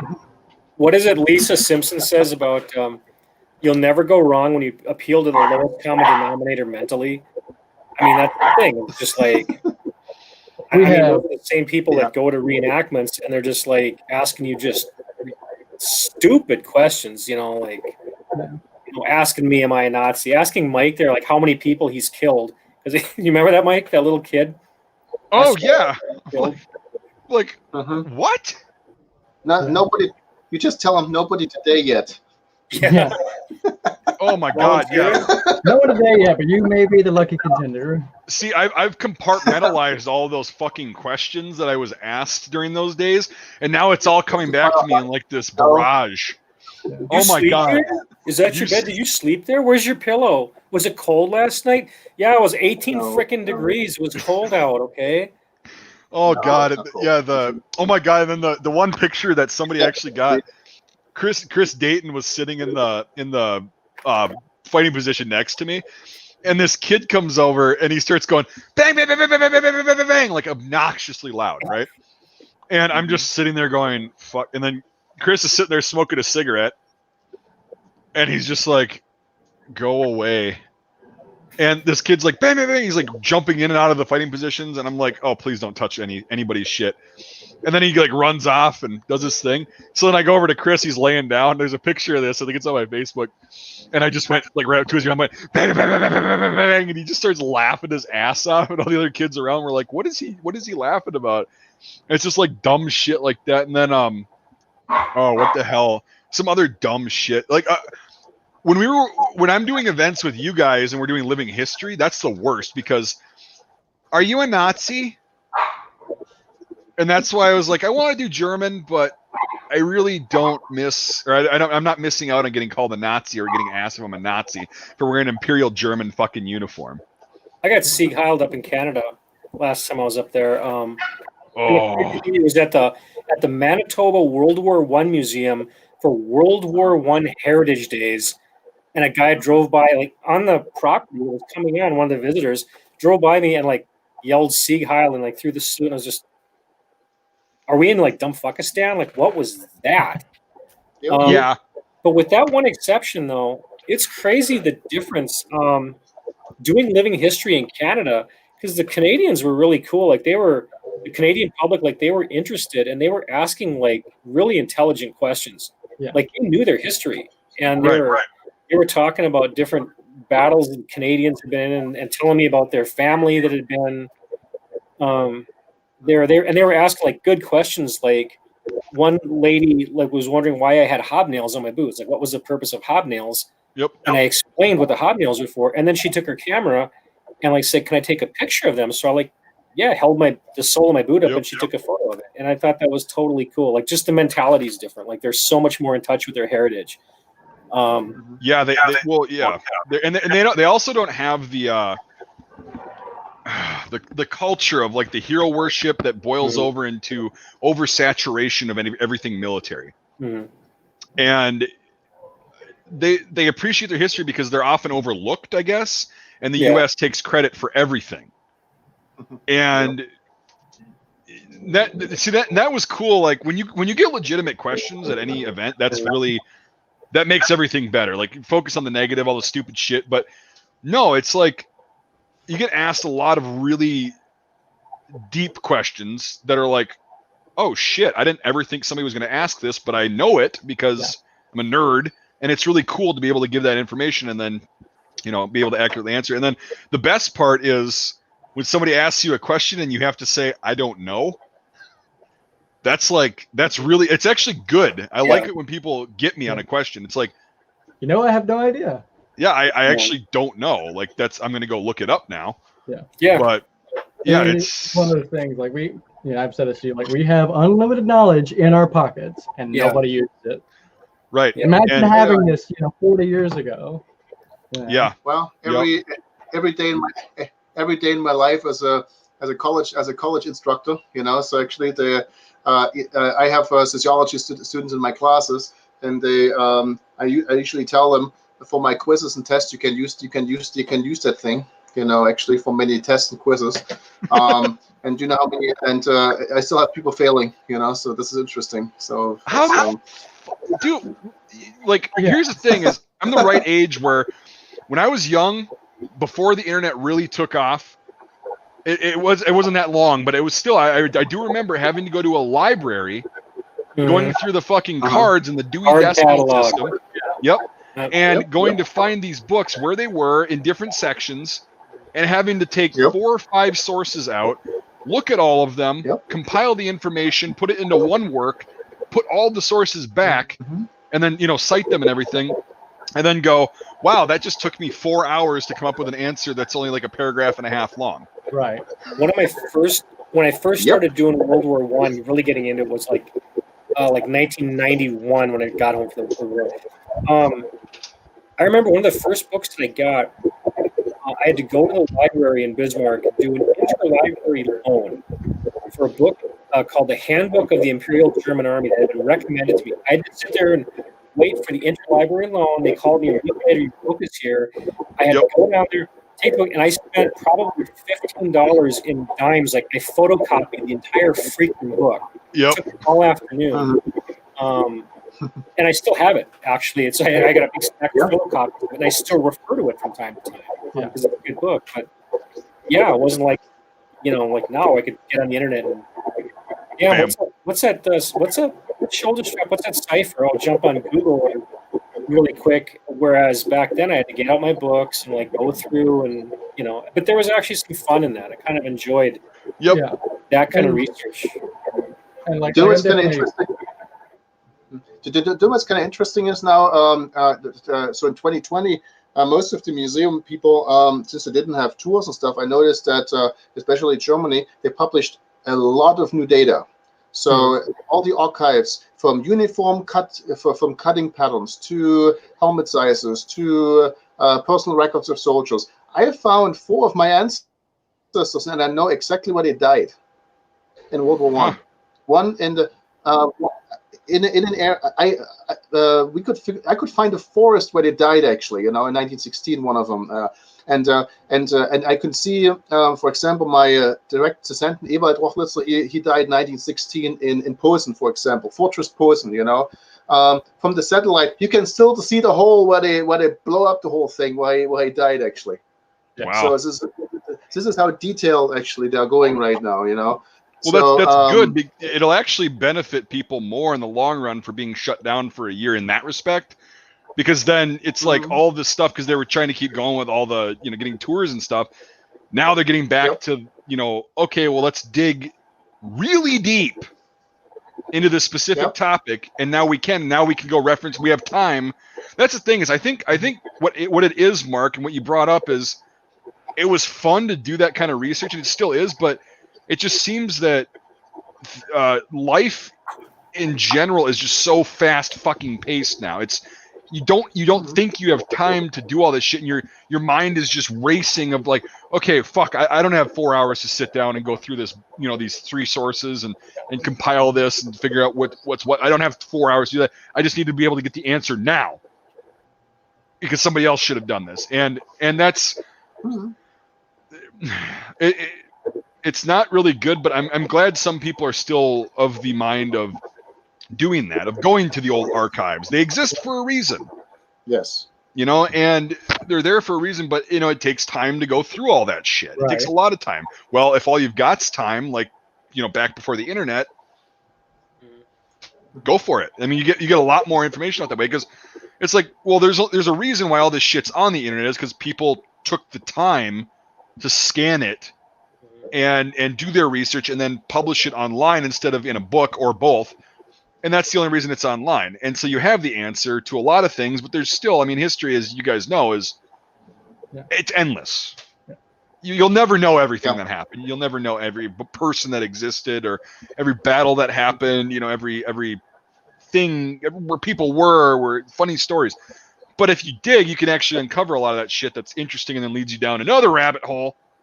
Yeah. And then you get to learn cool shit like Jorg did about his actual ancestors, his family members who died, you know, 100+ years ago, and you can narrow it down to exactly where, and it kind of brings that connection closer. But the drawback is it takes time and a lot of effort to do that. And you have to know how to compile research too, which is another thing.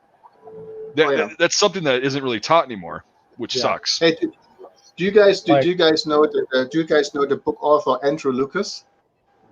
It sounds familiar, but for King and Kaiser. He wrote a couple books about. I know he wrote several books about the Saxonian army in World War One. Okay, so of course this is my interest because I was born in Saxony, and so what he did was kind of interesting, because he does deep scans of the archives in Dresden. So I asked him, when you go through your archives, is there any opportunity or so with with uniform cuts that we get some real patterns? You know, I mean, I know many uniforms were made at home by home dwellers, you know, actually, but they had to have a cutting board to make them, you know. So and so what he did in one of his books, actually, he published some of these. And just before I was able to do, and also that Lucas himself, what he did, he submitted the cutting pattern to, and I mean, I know there are many producers of clothes, I know that, you know, so he sent it to that Schuster guy, to the Schuster.ru here on Minsk, you know, and they made him one. It looked fantastic, really good, you know. So actually, he took a picture for me with one from the archives. And one from then, it looked like it. So literally for $145, they made me one. Yep, I saw that. Oh, the picture, it was nice. You know, so actually, the only thing what I have to do is that they didn't have Prussian buttons; they had Saxonian buttons. But I have a big box in Germany of that stuff. But hey, I mean, if they tell me we add the buttons to it, I take the buttons off and put it somewhere else on. You know. So yeah. That's an easy fix. Yeah. You know,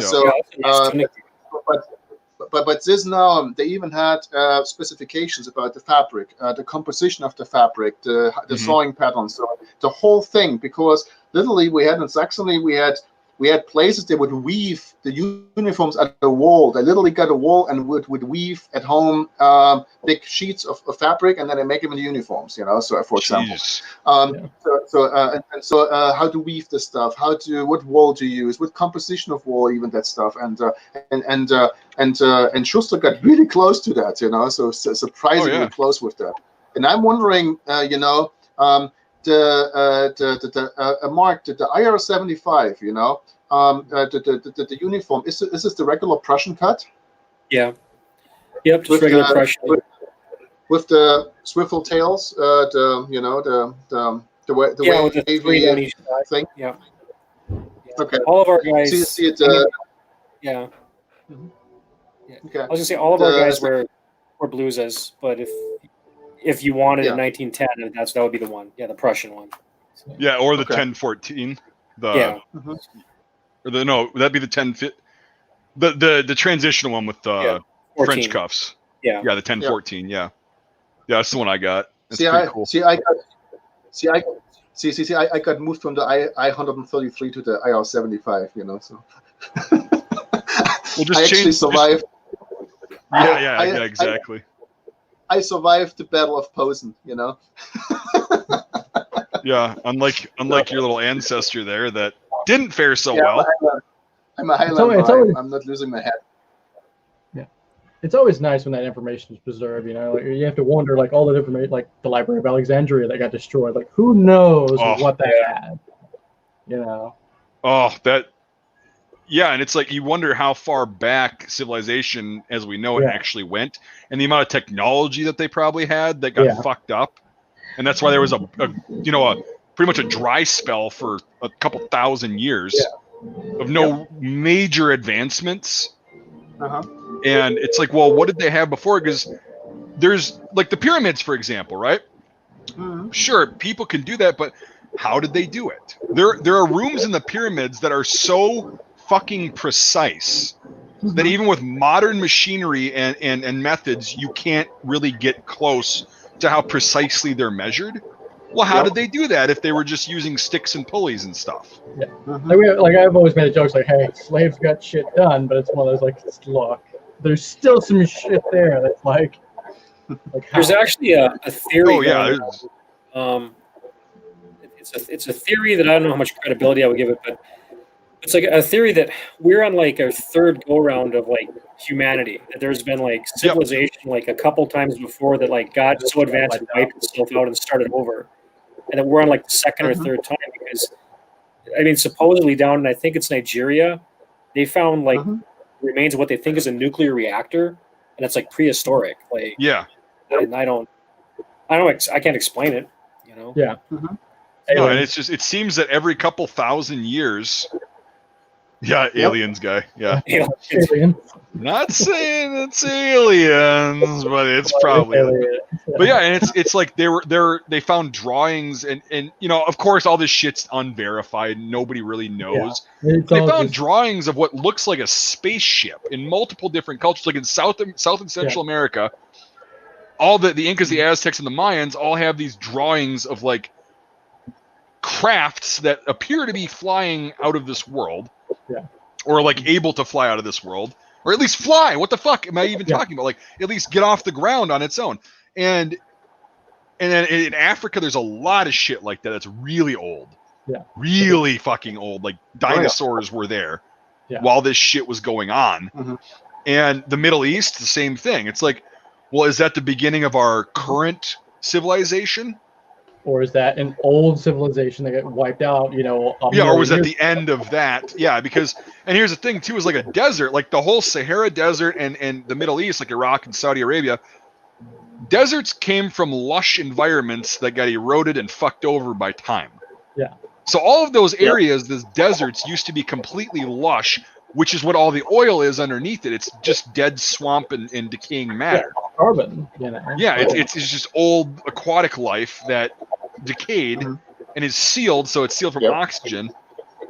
So it's like, and then like the United States or like North America in general, the flat plains of like North Dakota and stuff used to be desert. They suspect.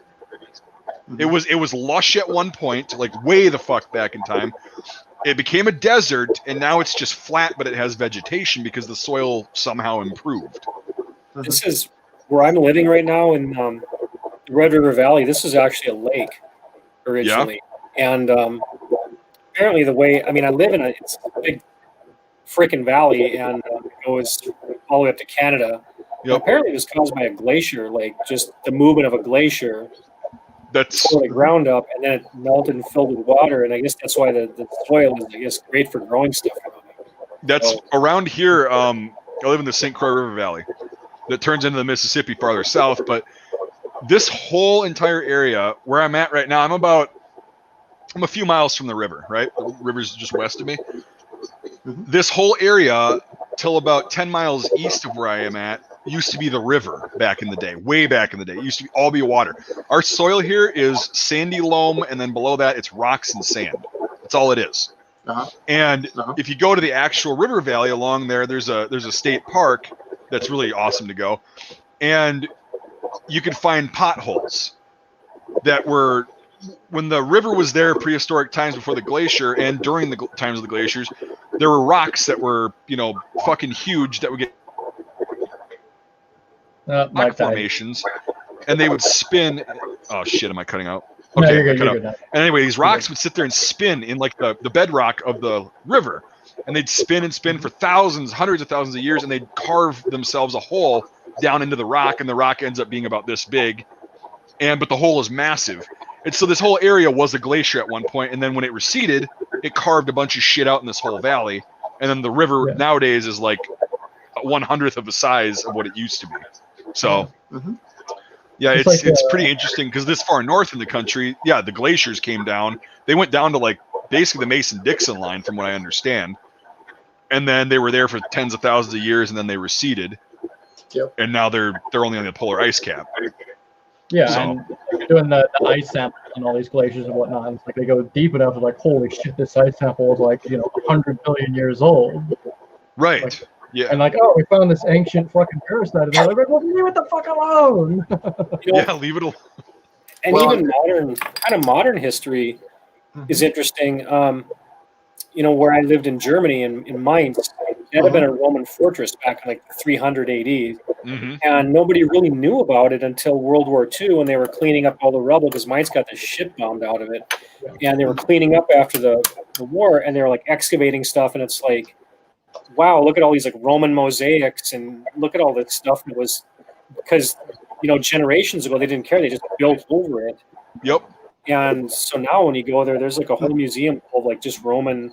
I mean, God, they had like I remember this museum. They had like a sword that they pulled out of the Rhine River that was like a Roman sword, and a helmet, and all kinds of cool shit. It's probably bronze, which is why it was preserved. Yeah. Yeah, it bronze preserves really well for some reason. It's neat. There's a city, I guess I think it's Naples. There's a whole second city like underground. Yep. Yeah. Also in Rome. Rome, same thing. Yep. And the interesting thing is also regarding to decay on civilization. I mean, in the end, after all earthquakes and stuff, what is mostly left is rocks and stones. Actually, rocks and stones, if they have a certain amount of weight to it, like granite and other stuff. So, wood and glass and other stuff will rot pretty quick. Steel and metal, is 100 years, the stuff is gone, pretty much. Yep. So anything what will be remembered of this civilization in a couple thousand years is anything without a rock and stone, probably, And all what we see right now is the foundations of the old civilizations. We have no idea what skyscrapers were standing over the pyramids, or what huge buildings and stuff like this was ever about it, because glass breaks, wood rots, actually. Continents are shifting and moving. I mean, alone in the last, and the whole planet is, I think, in Germany, we learned like 5 or 10 billion years old. In 5 or 10 billion years, you can tell me that we are the first ones on that planet, Absolutely not. I think we are not the first ones here at all, So it could, and apparently now they found out, and in my books at least, that the human civilization is now 10 million years old, actually, considering 5 or 10 billion years is not even an hour, so actually. Yeah, exactly.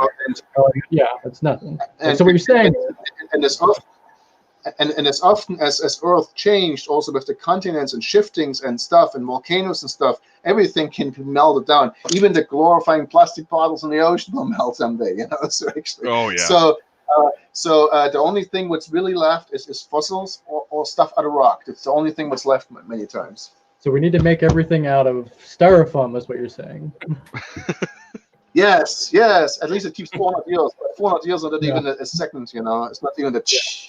Yeah. Well, I was told by this guy. It was actually when I went and saw somebody speak, and they were standing in line to meet this dude, and this random guy was talking about his thoughts on iron deposits and metal deposits in general. And his theory was that was just an old city, like an ancient city that was like New York City or LA or something, or any kind of city with skyscrapers that decayed and was now just in ore form from millions or billions of years ago. That's what he thought. Like when you mine for metal and stuff like that, that's what it was. It was an old city or an old part of civilization, man-made, that was just decayed, and that we were, making our own, and then it would just decay and whatever. Like, there's always other shit in that ore too. Like you got to purify it out. Oh, exactly. That's the thing. Is it would make sense, and it's usually under a shitload of pressure for many thousands or millions of years. So it's like, I mean, it's an interesting idea. Interesting idea, but if that was true, that would be insane. That would just mean that our civilization is gonna renewable. It's just the same shit. But it's insane to me. And certain metals, like we think that steel and iron is the best. Like that's what we've got for metal, and that's what we use the most. That shit decays in like a couple hundred years. That shit rusts away, it oxidizes, it's gone. Yeah. Bronze. That was cool because it's a low oxidation. You combine copper and tin, both low oxidation metals. Bam, you got preservation. They find Greek swords, Greek like short swords, like made out of bronze, that they gently take the patina off, and it's like the day they were fucking made. Yeah. All right, time to make all the guns out of bronze. Right. Well, yeah, it probably is. Yeah. Boom! Yeah, they made cannons out of bronze. Yeah, for sure. But can you imagine that like a World War I helmet out of bronze? You can be your own bell. Oh. Oh my god. I gotta roll out, guys. I'm DD tonight. So yeah. No drinking. Right. Yep. All right, man. Hey, happy New Year. Thanks for showing up. Good talking to you. Bye-bye. Later. Bye-bye. God, it sounds like a fucking war zone over here with all the fireworks. I haven't heard any, but I'm in the uppity white suburb now, so. Yeah.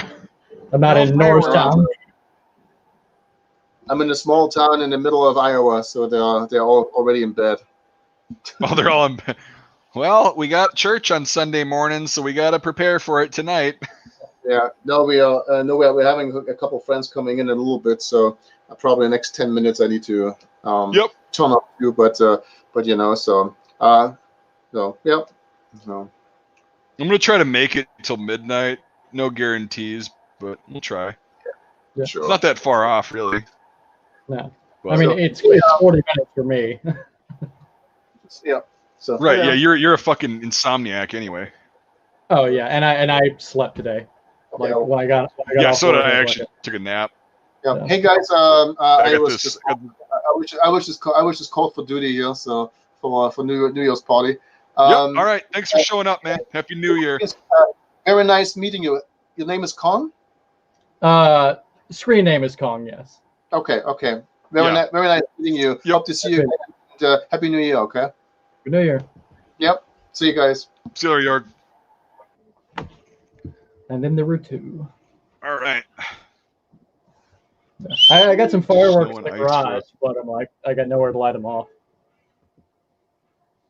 There's always somewhere to light them off. Like I said, it's an uppity like white suburb with a really shitty HOA. So I gotta find a. You definitely need to get a house. Save up your cash. Yep. Yeah. I just need to talk to a realtor. Like I know what my budget that was is. Cool. Yeah. It was fun. Holy shit, I'm lagging that fucking bad. It's like I say something and then 10 seconds later you respond. This fucking internet sucks.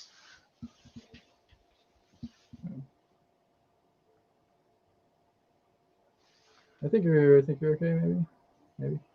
Yeah, am I good now? Did I hit something? We're good. Your audio is good. Your video is kind of shit, but.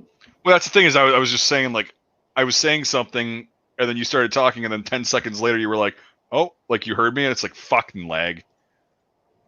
Yeah. But now it's not as bad. Yeah. But yeah, hopefully video this quality is internet- a little shitty, but your audio is good, so that's fine. perfect. And yeah, my belly's doing fine. I got the drain ripped out this morning, which was fucking fun. But yeah, feeling a lot better.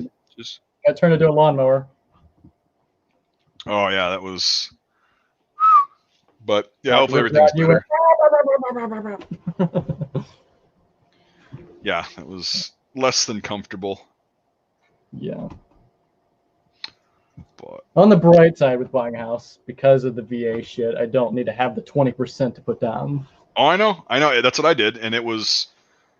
Here's the thing: is make sure it's a house. Yeah. They don't like. I mean, they're see with the VA shit. It's. I know there's there's restrictions. Like there's a lot of nice manufactured homes, but it's like that's kind of a gray area with them. And that's the thing that I have a manufactured home. It's a fucking awesome house. It's built really. It's a great build. Like they are really really nice, you know. But they didn't see a lot of value in it, or like know. And so I was like, well, already the work we've done on it in the past years increased the value significantly. Yeah. And but they were really picky about certain things, and I had to pay extra money, nowhere near the 20% down, but like I had to pay extra money for people to come out and do like all these fucking assessments and shit, like on the foundation and on the house itself, and then a VA. It really helps if the house has been built like that year. Right. You know? But they I mean, it all ended up working out. It was one of the most stressful things I've ever fucking experienced, because it was just, oh my God, everything had to fall into place. Being self-employed, no realtor, and a manufactured home on a VA loan. It was just like a perfect storm of. And then the owner was kind of wanted to sell his house because he was broke, but he didn't really want to leave. You know what I mean? Yeah. So he wasn't really like on top of shit. So it got delayed. It ended up taking 2 fucking months of this shit. But I've heard also stories where it's like everything goes great and you have it within a month. Yeah. So, but no, it ended up working out. You're going to love having a house. I will never hopefully rent again. It's just really nice to have something. And I mean, again, the guy I bought it from, he was in debt up to his fucking eyeballs. And if he didn't have his house, he would have been fucked. He paid off all of his debt with selling his house. And unfortunately, right now, at least in this area, it's a seller's market. Oh yeah. So pretty much the price I see, there's not a whole lot of wiggle room. So I'm like. But here's the thing: is you'll actually save in the long run, because interest rates are heinously fucking low right now. Yeah. You can get one for under 3%. I mean, that's insane. So I mean, you'll end up saving money on interest by paying a little bit more in a seller's market now. So I'm just saying, like, you got to factor all these things in. Sure, you might be paying more on your capital, but long term the interest will be a lot easier. Yeah, it's just the main thing is I'm trying to find, like, it's not necessarily a unicorn of a house, because I don't mind a smaller space, it's not a big deal, but trying to find something in my budget. Like in Pennsylvania, if you want a like really nice house, you need $400K, and I don't have the budget. That's steep. I'm more like. Is there anywhere around you that's rural, but you could still go to work easily and stuff? No, like I don't want to have to drive more than an hour every day to work. So there is stuff in that region, and there are some houses where my commute would drop to 30 minutes and I don't have to pay any tolls. But it's they either get snatched up really quick, because who wouldn't, or there's something else going on. Like I found this really nice manufactured home, 115 grand, 1,300 square feet, had all the appliances, made this year. But then when I look at the estimated payment, it's like $1,200 a month. It's like, that doesn't make any sense. It should be like $300-400 maybe. And I look it up, and it's on a it's you have to pay a fucking rental fee for the lot, essentially. Oh yeah, okay. So it's like a $700 rental fee on top of the mortgage. $300, $400 mortgage. Yeah, that's fucking stupid. Yeah, I'm not gonna do that. At that point, I may as well just buy a real house. Yeah. Yeah, with some acreage. Yeah. Because $1,200 a month, that's about what I pay for all my shit, for the property taxes, the escrow, and all that shit every month, and mortgage insurance too. That sucks. But anyway, Yeah, so it's about $1,200 a month. But here's the thing: is renting an apartment around here, even a 1-bedroom, is going to be $800 a month. Yeah. Renting. Oh yeah, That's yeah, not yeah. including utilities either. That's Oh, so you're looking at believe me. 1100 for renting around here even. Yeah. Okay, when you go down and you get closer to Minneapolis and St. Paul, a 1-bedroom is going to run you 12 to 15 a month. Yeah, no. When I was in Jersey, I started out at like 900, and that was with the military discount. And it went to 1,000. Here, a small like 600 square foot apartment is like $900. Yeah. You know, like that's a fucking mortgage payment. Yeah, and that's the thing is it drove me nuts. Is I was like, because my girlfriend lived in Minneapolis for a few years, and the last apartment we were in, her rent alone was $1,100. Yeah. Plus the utilities and all that shit. So it ended up being like $1,500 a month. Granted, it was a fucking really cool apartment. It was really neat, but it was in fucking Uptown, which was really loud, really a lot of traffic, and just oh my god, chaos. And to drive anywhere it sucked. To walk anywhere it was a bitch, but it was still you can go to the grocery store and walk, and it's fine. But $1,500 a month, and it's like somebody just told me I never liked the city. I was like, it's fucking just something I can't deal with this. Like as soon as I can get a house out in the country, we're going to. So this popped up, because I knew the guy personally that I bought it from, and he's like, I got to sell my house. I'm like, cool, I'm in the market. What do you want for it? He dropped the price about 20 grand from what he was going to be asking. I was like, cool, let me get going on it. We got going on it. And then the whole thing happened. Anyway, got out here last year in May. Had to do a shitload of work just to make it livable. But ended up, that's the thing too. It's like I'm trying to find a place that it's fucking move-in ready. Like I don't have the cash to refurbish a place. Yeah, and that's the thing is I racked up some pretty hefty debt from putting money into this place. But like I'm willing to compromise on size as long as the house is ready to go. Yeah, exactly. And I mean, because size, you can make that work. Yeah. You can really, there's options that you can make a small place work with all the shit, with all the guns and stuff. Like all of my shit, like it's literally fitting in half of Alex's room. Yeah. No, I don't have a lot of stuff. Yeah. And so I don't need a massive house. No, but once you start collecting guns, you'll understand what I'm talking about. Because it's not just the guns. Now you have to have the ammo for it. And when you get into rifles, you're going to have the bayonet, an ammo pouch, all that shit. You're going to have all the stupid accessories, a sling, which doesn't take up much room, but whatever. Yeah. But so, yeah, it's magazines. If you get semi-autos, you're going to have to get magazines. No, it just accumulates stuff. But, yeah, I have too much shit. Yeah. And that's a problem. But, again, going from a tiny space to a decent house, it's 1,968 square feet. So I just say it's 2,000 square feet. Yeah. And it's, hey, everything I need to do, all the room and everything, it's like, it's here. And now I think I showed you on Discord you can see on my YouTube videos too, the storage solution I came up with some of the guns. Yeah. Right now, all my shit, aside from the 1895 Mauser, because there isn't a rifle case long enough for that. I've got all of my pistols in a Pelican style case, and I got both my other two rifles in another case that I got from Harbor Freight. Yep. Yeah, you got the 7mm, right? Yes. Not the 308 conversion. Okay, yeah, cool. Yeah, no, that was the one you posted it in the Discord, and I jumped on it. I'm glad I did. The gray bees that were super cheap. Yeah. Yeah. And I'm glad I did, because you look at them now, and every single one is over fucking $500-$600. Yep. But I cannot find a fucking ladder sight to save my life. You need a ladder sight? I have the ladder. I have the sight itself, but I only have the battle sight. I don't have the ladder, like the actual adjustable. Oh, the range. Yeah.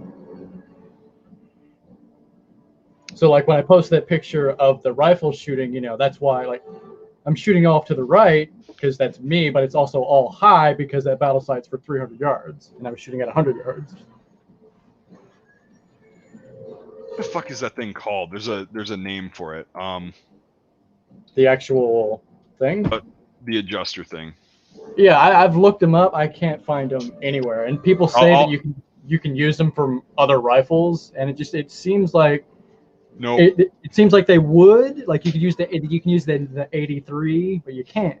No, you can't. The 93 and the 95 are different. Trust me. It's I'll tell you what Numeric had it at one point, but they don't now. Yeah, that's like the one source that everybody goes to. You got to dig for shit. If you say you can't find it, that means that we've already scratched the surface of the main sources. Like, it's not hard for us to go, okay, we'll check Numerich and other places like that. Numerich, Apex.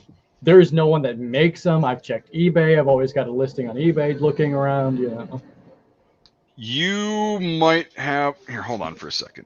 Like I've been to page like 7 of Google, and it's just one of those like that no one has them.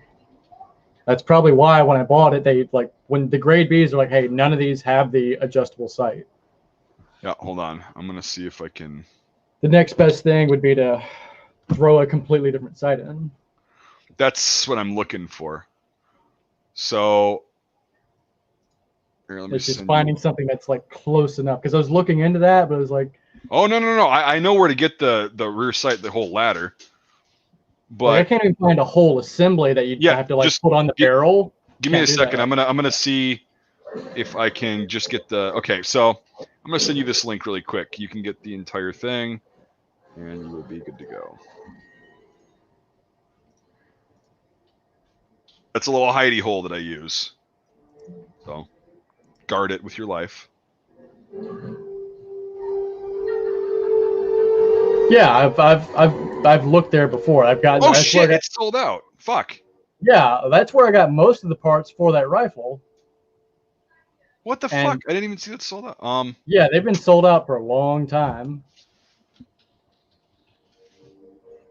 Let me try again really quick.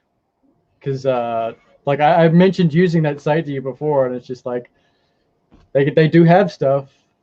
And I checked every single one of their like Mauser pages, just seeing if something looks close enough. And no, I bought one thinking it might fit, or I could kind of swedge it on there. And no. Yeah, well, here's the thing: is I bought some 1893 model guns that were updated later on. So they're Turkish Mauser antique 1893s that were updated in 1930s to shoot 8mm and all that shit. They said that an 1895 Chilean stock would work, and they were interchangeable with an 1893. They're not. No. They're not. The magazine well is different. Everything's different. An 1896 is actually closer to, that, but the sights are different. So, certain parts from certain guns will work. Let me see. It's the rear ladder sight for an 1895 Chilean Mauser Grant. So not the actual like flip up ladder piece, but the adjustable piece that fits on it. Because even if I didn't have a screw that would hold it in place, I can figure something out for that. That's not an issue. I can go to Home Depot and probably get something that will work. But shooting with the battle sight, like it works, but every shot's going to be high unless I'm shooting at 300 yards. And I can't even see that far.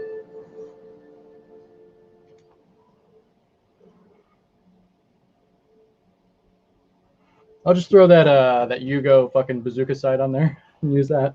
Yeah.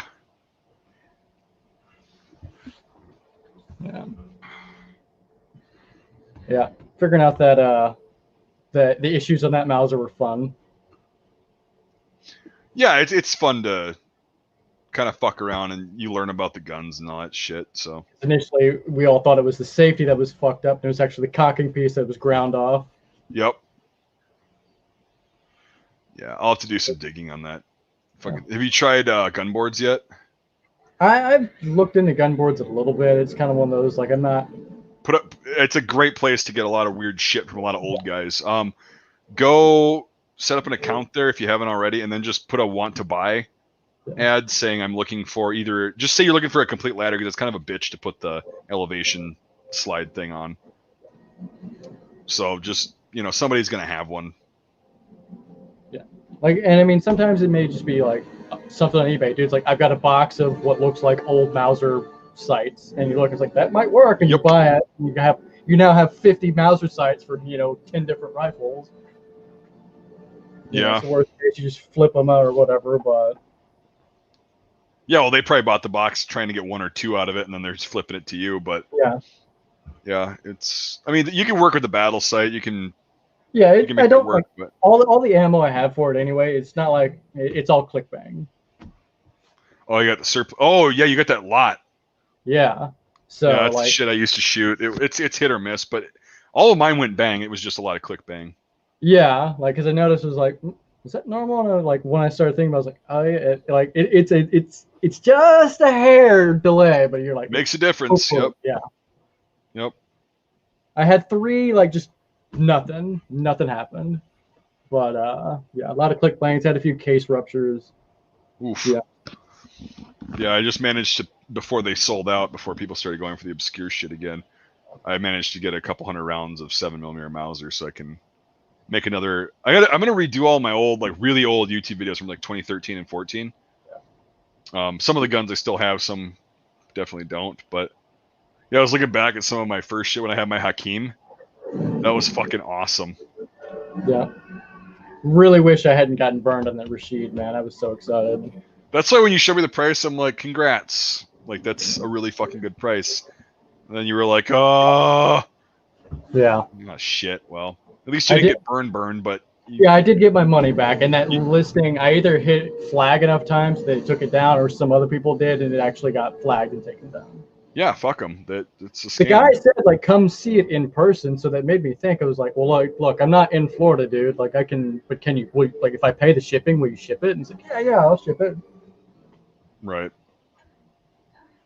Yeah. I'm going to take 5. You want to take 5 and then we'll come back? Yeah, sure. I can piss, grab something to drink. Yep. All right, we'll be right back, guys. What up? You dog.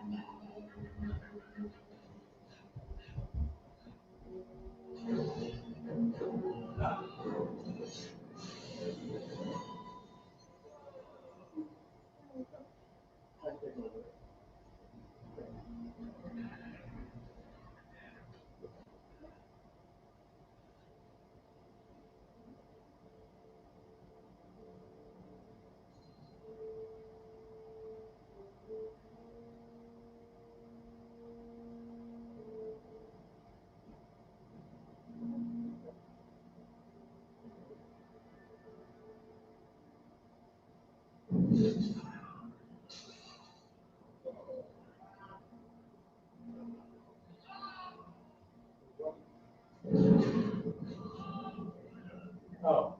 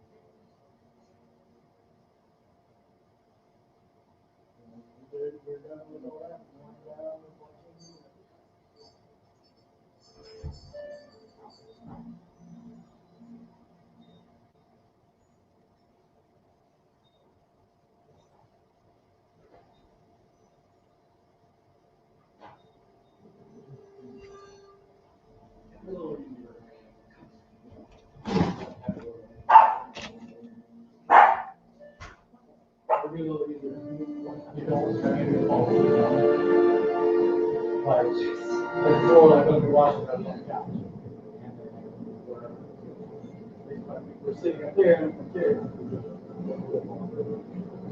I have all those things here.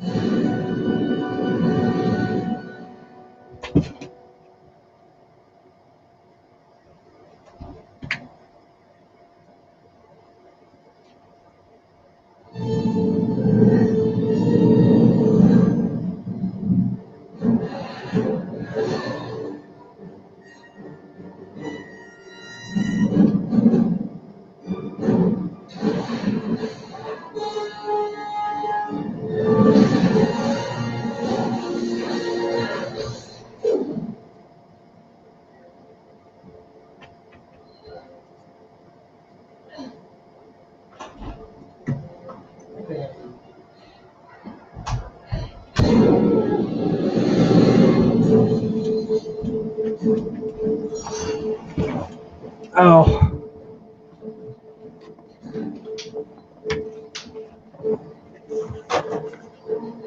Well, at least the cats hopefully keep you guys entertained.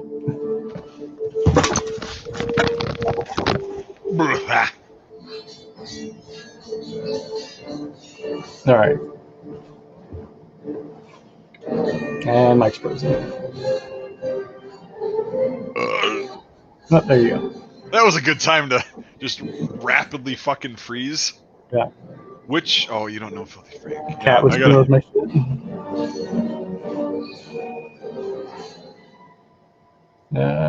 Okay, yeah, you're good now.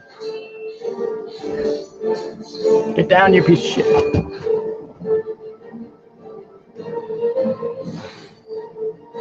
I look different. Oh, Tourette's guy is still a thing? Oh my god.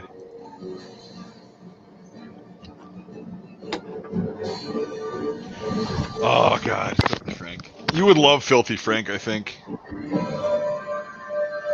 I'll have to see. Like, there's some shit that just doesn't really hit home with me. It's like, I get it, they're being stupid to be stupid. But this is the original gangster of funny. I mean, he's actually funny. He's. Yeah. I'm just trying to figure out what would be good. Do you know what a weeaboo is? Yes, of course. I call people weebs all the time. Like, fucking... Okay. Well. So this guy is legitimately half Japanese. Mm-hmm. Here, I'll just send you a link. You can watch it later. Oh wait, is he the guy that did like the like the Welcome to the Rice Fields motherfucker? Yeah. Yep. Okay. Yeah, I know. Welcome to the rice fields, motherfucker. Yeah. God, that was. Oh, that was. And they did zap a lot of his shit off of YouTube, like. Yeah. And now he's like a professional singer. It's fucking great. Mm. But yeah, he oh god, his shit was hilarious. Oh man. But anyway. So back to your little Mauser thing. You shot that thing. So the click bangs, you said you were shooting to the right? Yeah, it was high right. That's probably just, well, high is the gun, but the right is probably you flinching. I would do the same shit because I do with hang fires. The best thing it wasn't necessarily flinching. I think it's just like, again, like what I was saying, like that's why I love the CZ is there's no issue with the trigger pull. You touch it and it goes off. There's no room for mistake. It's just it's not there. Right. There's no creep. Yeah. Yeah. I mean, and Mauser triggers, they're 2-stage triggers, so it's like you get that long creep, and then you get the like 3.5-4 pound break. But like I was using an ammo can as a rest, so it's kind of one of those like it was still in a group, but it's like in a group this big at 100 yards. Right. So I'm somewhat consistent, but when it comes to rifle shooting, I'm not very good at it. Yep. Handguns, I'm a little better, but not by that's much. the thing is I grew up shooting rifles and got taught really well. That's why like when I went to basic, it was fucking easy. Like shooting, I'd actually never shot an AR-15, like a proper AR. Like I had never shot one, and it was just like amazing because it was like every other rifle except easier because it kicked less. It's like this doesn't kick at all. It's like shooting a fucking 22. It's amazing. Yeah. But yeah, so that's good. Then you could tell the guys that like were kind of hicks like me that grew up with rifles because we all shot expert. Because when we went through, they were actually really cool. We went through BRM. They're like, okay, who in here thinks they know how to shoot? Who in here has experience with firearms? So me and a few others raised our hands.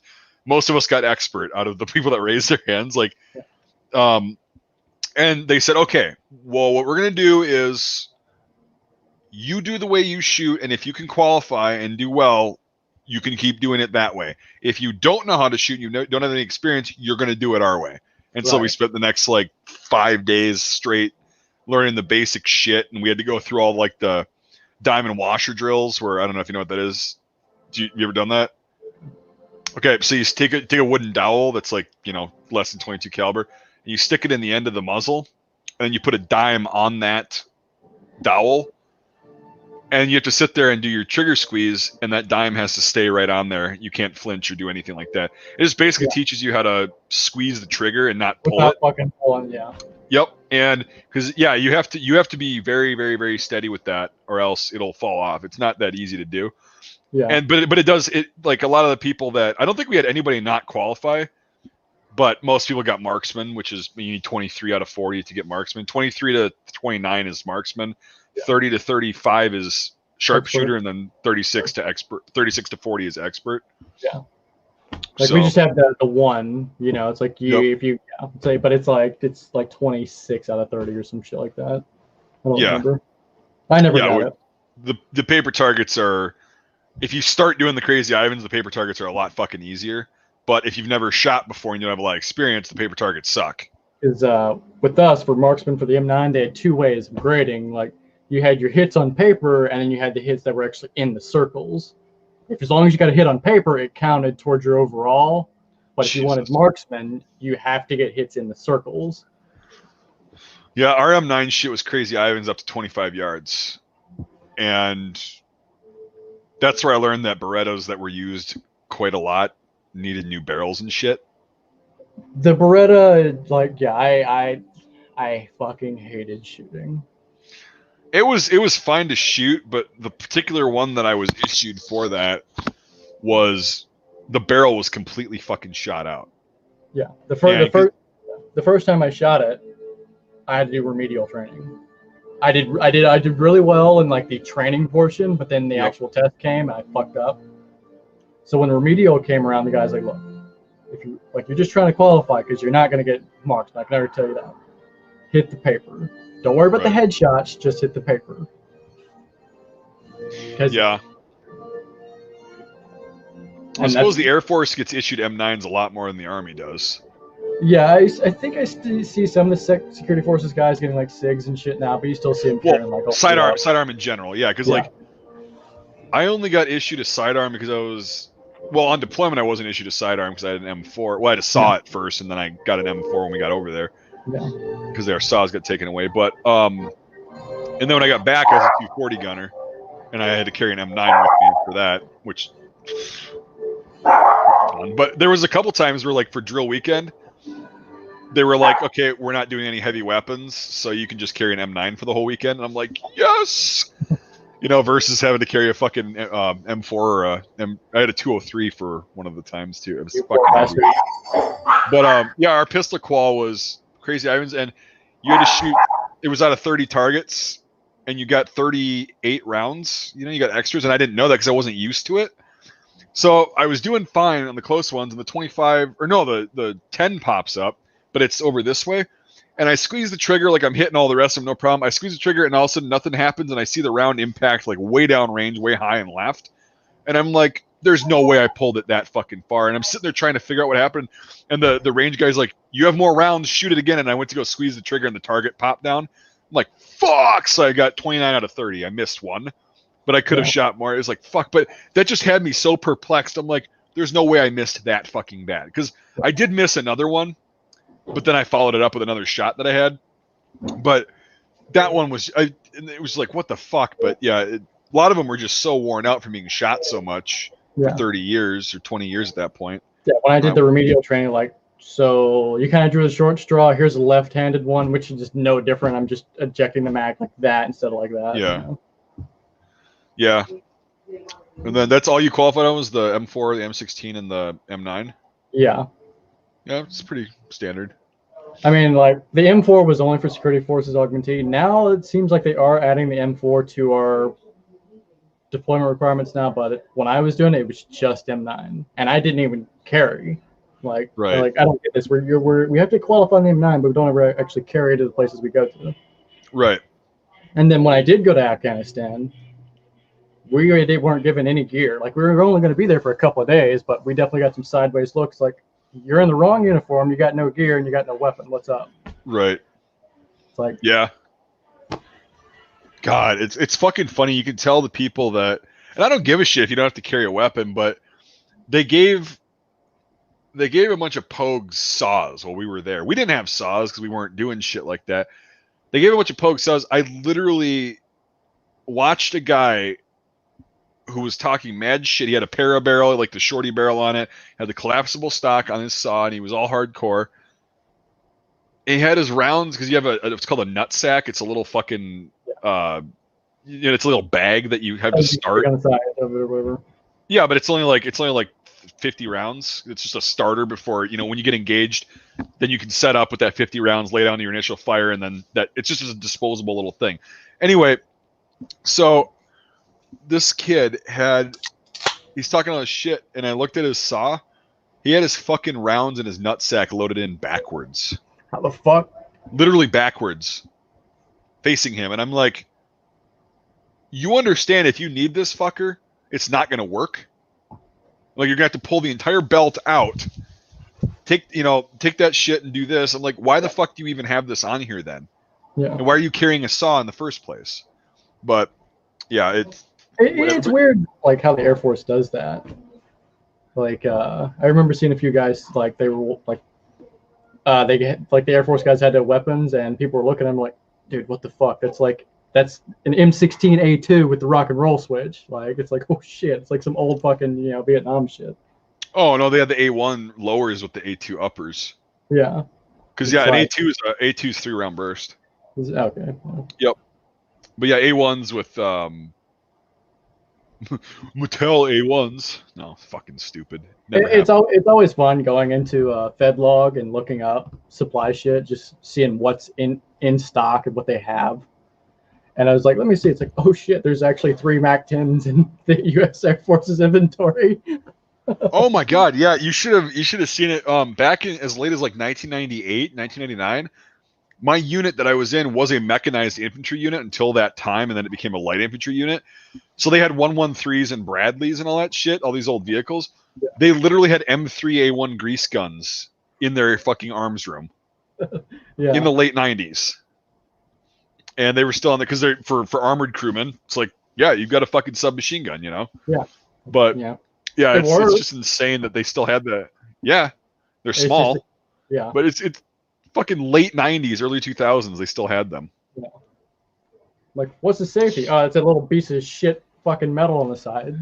Right. Yeah. We're on the M3, like the original M3. You had to stick your finger in the fucking bolt to cock it. Yep. Like. And then they came out with the on the side, but that's a sweet little, sweet little piece of machinery. It's like our version of the Sten. Yeah. If it's paid for and it works, that's pretty much how the military is. Exactly. It still works, goddammit. Does it? Well, yeah, that's the thing is like, the reason I love the 240 Bravo is because basically the only thing that wears out on that fucker, if it does, is the barrel. I always hear like such bad things about that. From who? Random, like not necessarily random people, but like people seem to prefer the 249 over the 240 Bravo. Well, that's because the 240 Bravo is fucking heavy in it. And that might be what it is. Yeah, I mean the 240 Bravo weighs 27.3 pounds unloaded. The SAW weighs 14.3 or 14.7. Like that's 2 more pounds than a fucking G3. Like that's nothing. A G3 does not weigh 14 pounds. Weighs like 12 pounds though, doesn't it? No, fuck no. Or no, it weighs like 9. 8 or 9, yeah. It's like an M16 basically. There's not a lot to a G3. Like people think because they're big and long, but there's really not a lot to it. It's a lot of gun for me. Yeah, like I got fucking short little T-Rex arms. Right. But no, they're not that heavy. But no, I saw it's heavy because I've carried basically everything except an M2. And the crew serve weapons, like the big ones. But no, so like the SAW, it's heavy, but you get used to it. An M4 is nothing. An M4 with an M203, not the M320 like they have now. That's heavy too. Yeah. And then the 240 Bravo sucks to carry. It's But at least when it gets going, like it kind of keeps itself up though, doesn't it? Yeah. I mean, if you're gonna be, you don't shoot like that, but that was fucking fun. But no, what sucks about the 240 Bravo is A, it's fucking insanely heavy. B, where your hand would go to like carry it when you have it slung, the pintle mount is there. So it's like this giant fucking thing of metal that sticks out. Yeah, and it digs into your. Yeah, like you can't carry it normally. No, you have to one hand it, and then you have to like use the handle to pull it up, or it's just, or you have to rest it on something. It's just fucking annoying. It's just kind of like like people love the M60. It's like the M60 got a lot of shit. For at the time. Yeah, but there was perks to it. It was lighter than the 240. If you took care of it, it worked. I actually know a lot of people who love that son of a bitch.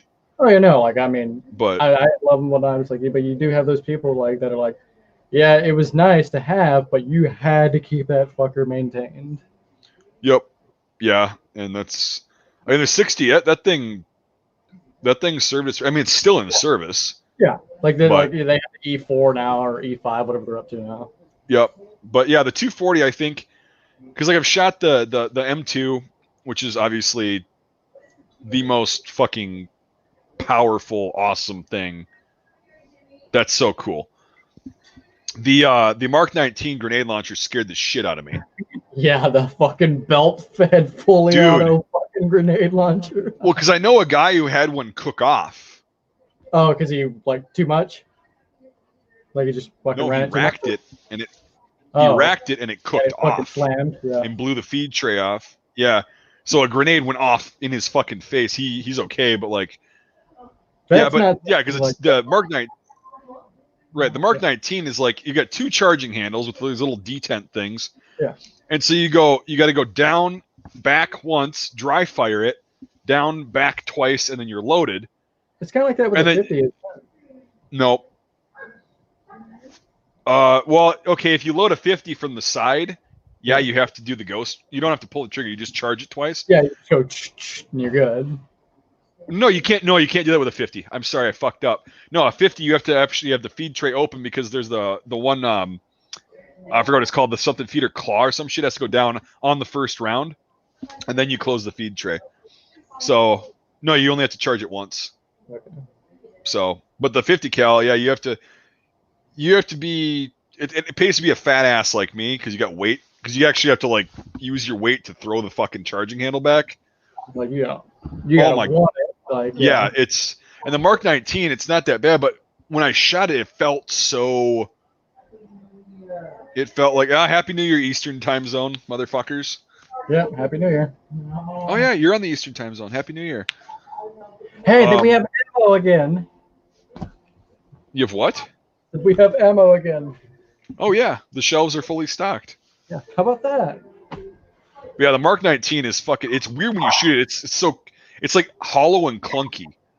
Yeah. Like it's like, and the whole thing shakes and it rattles. It's really weird, but I mean, it's pretty powerful. Somebody cobbled together at their fucking garage. Yeah, exactly. That's what it felt like. But the Ma Deuce, the fucking M2, that thing is. Yeah. That's a beast. fucking loud. Oh my god. About that, yeah. Like, Oh. I just know, like, that once again, it's something you got to take care of, and like head spacing is a big fucking deal. Yep, and the timing on it too is a very big deal. And Okay. there was a guy in our unit that was deployed. I don't know if I said this on a live stream or just in Discord, but there was a guy who had been deployed with Third ID in 2005 to Baghdad. He was on Route Irish. I don't know if you know what that is. A bad place to be.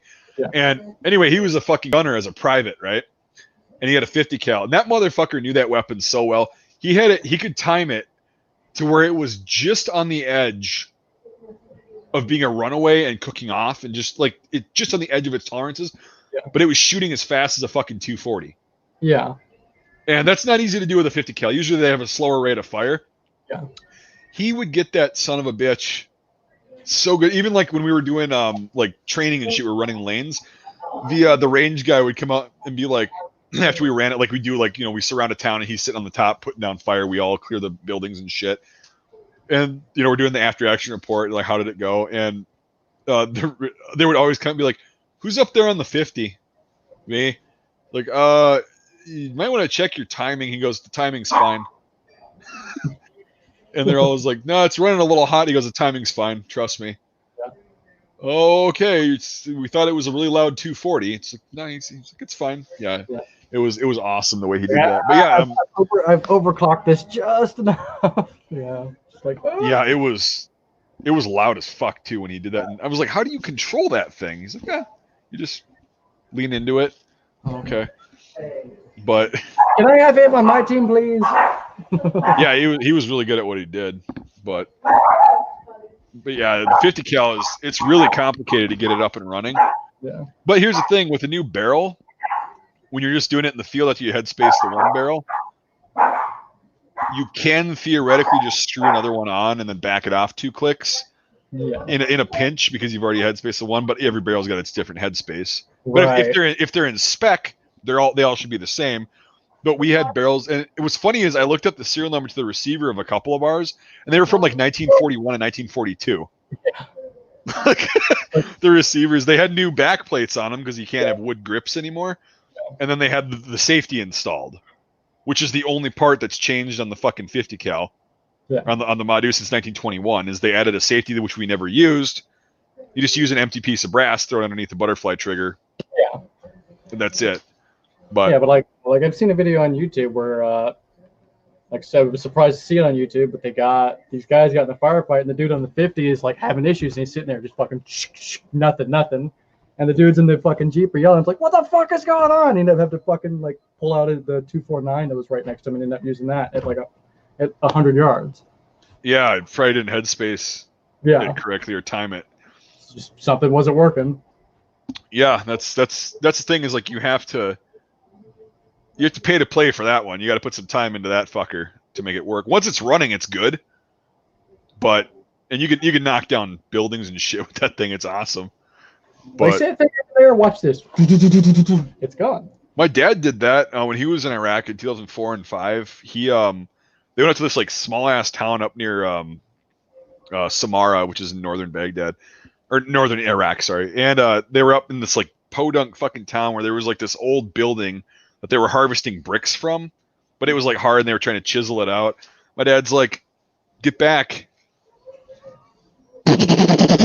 Just laid a burst into this fucking wall, and he did it on the bottom, so it collapsed, and all the bricks fell apart, and everybody's like, "Yay!" And he went and they were picking it up and building new shit with it.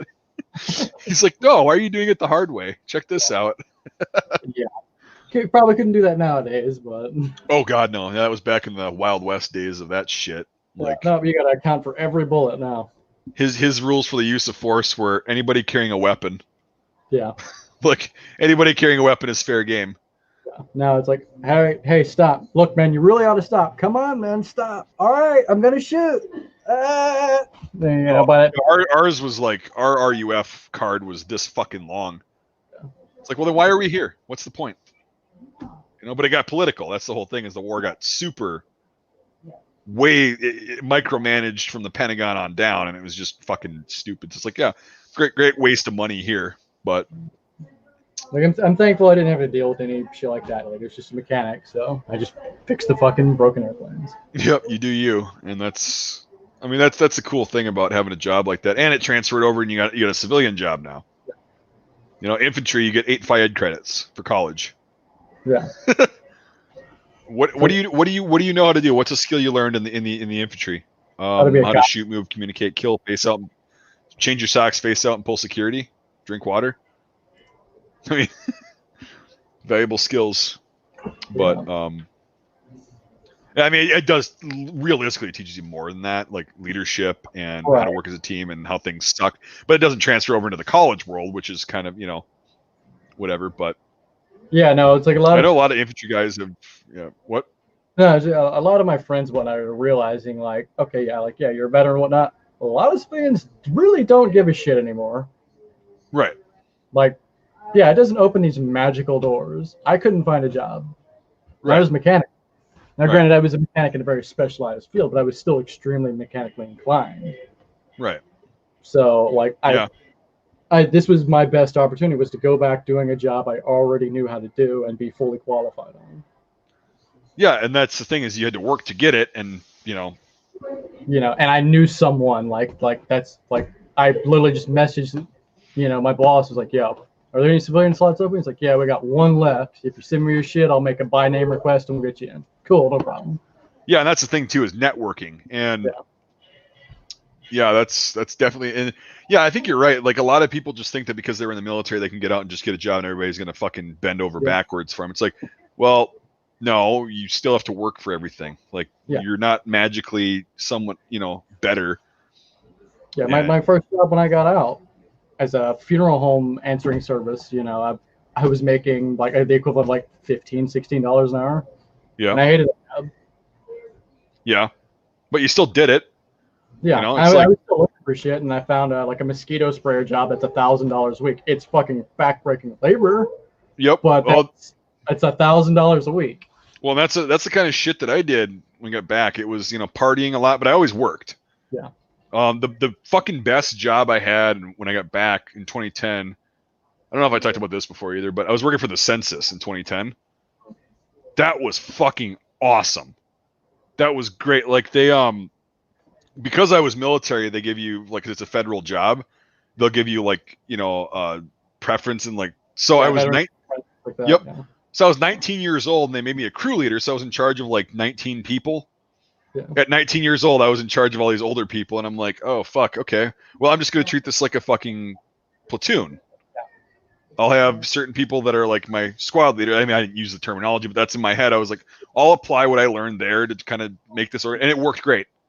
It worked fantastic, and that job was awesome. Like, I worked from home. I got drunker than shit. I reviewed paperwork. I never had one error or anything get sent back. But I'd sit there and I'd answer phone calls from my crew members and all that shit. That was so cool. That worked for a few months. Made a lot of money because I did put in a shitload of hours. It was like 7 in the morning till 9 at night. It was pays really well. It's not permanent work. Right, and that's the thing is I got laid off at the end, and the guy, the guy above me, he was like all sad and kind of like scared to tell. He's like, I'm like, I'm fired, right? He goes, yeah, you're no longer working. And I'm like, okay, cool. Yeah. Like I saw this coming. Like I thought it would have happened weeks ago, but anyway, so that was really cool. And then I worked at a lampshade factory after that, making lampshades. Yeah, no, I saw a job on Indeed. It was like I could do that, and it's literally assembling face shields. It was taking one piece and attaching another piece to it. Well, lampshades are more complicated than I fucking would have ever dreamed of. Their lampshades are like all the different kinds, how you make them and what you make them out of and the process to make. It's like every time I see a lampshade, I'm like, oh, that's what they used. That's cheaply done. That's fucked. They could have done this and it's whatever. Interesting how they didn't do a good job. Just the shit you learn from little jobs. It's like I now know how the funeral really works.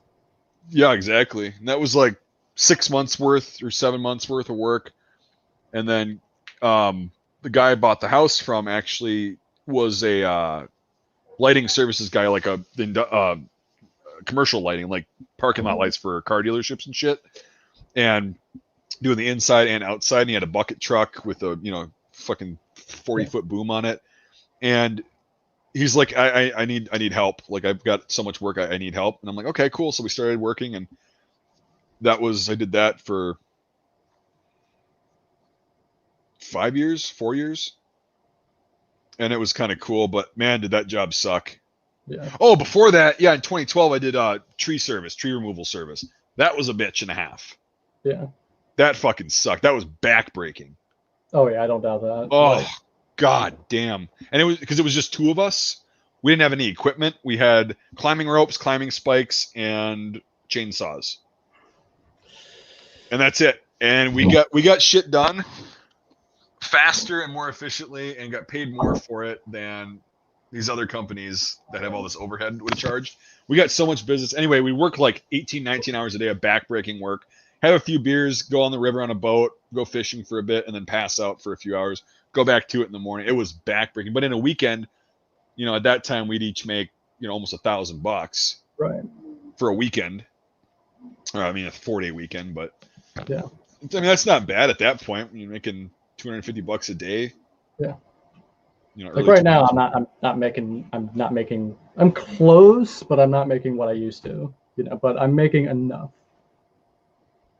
Oh yeah, and that's all that matters. Like, and you're making enough, and you can actually you can put money away every pay period. That's when you know it's like even if it's just a few bucks, if it's like $100 here, $100 there. If you can put money away to fucking get a house and, you know, have something that, if I need to change out a faucet or something, it's there. That's the way to do it, and you have the income to show. Yeah. I really wish I had jumped on this opportunity sooner, because I knew when I got out, I was never fucking going back. You know, and they still had slots open, and right when March hit, I was like, all right, you know what? Let me fucking message him. He's like, so here's the thing: we have a spot open, but there's a federal hiring freeze due to the corona shit. Yep. Civilians that just got hired sat at home until, you know, July, August, collecting money. Jesus.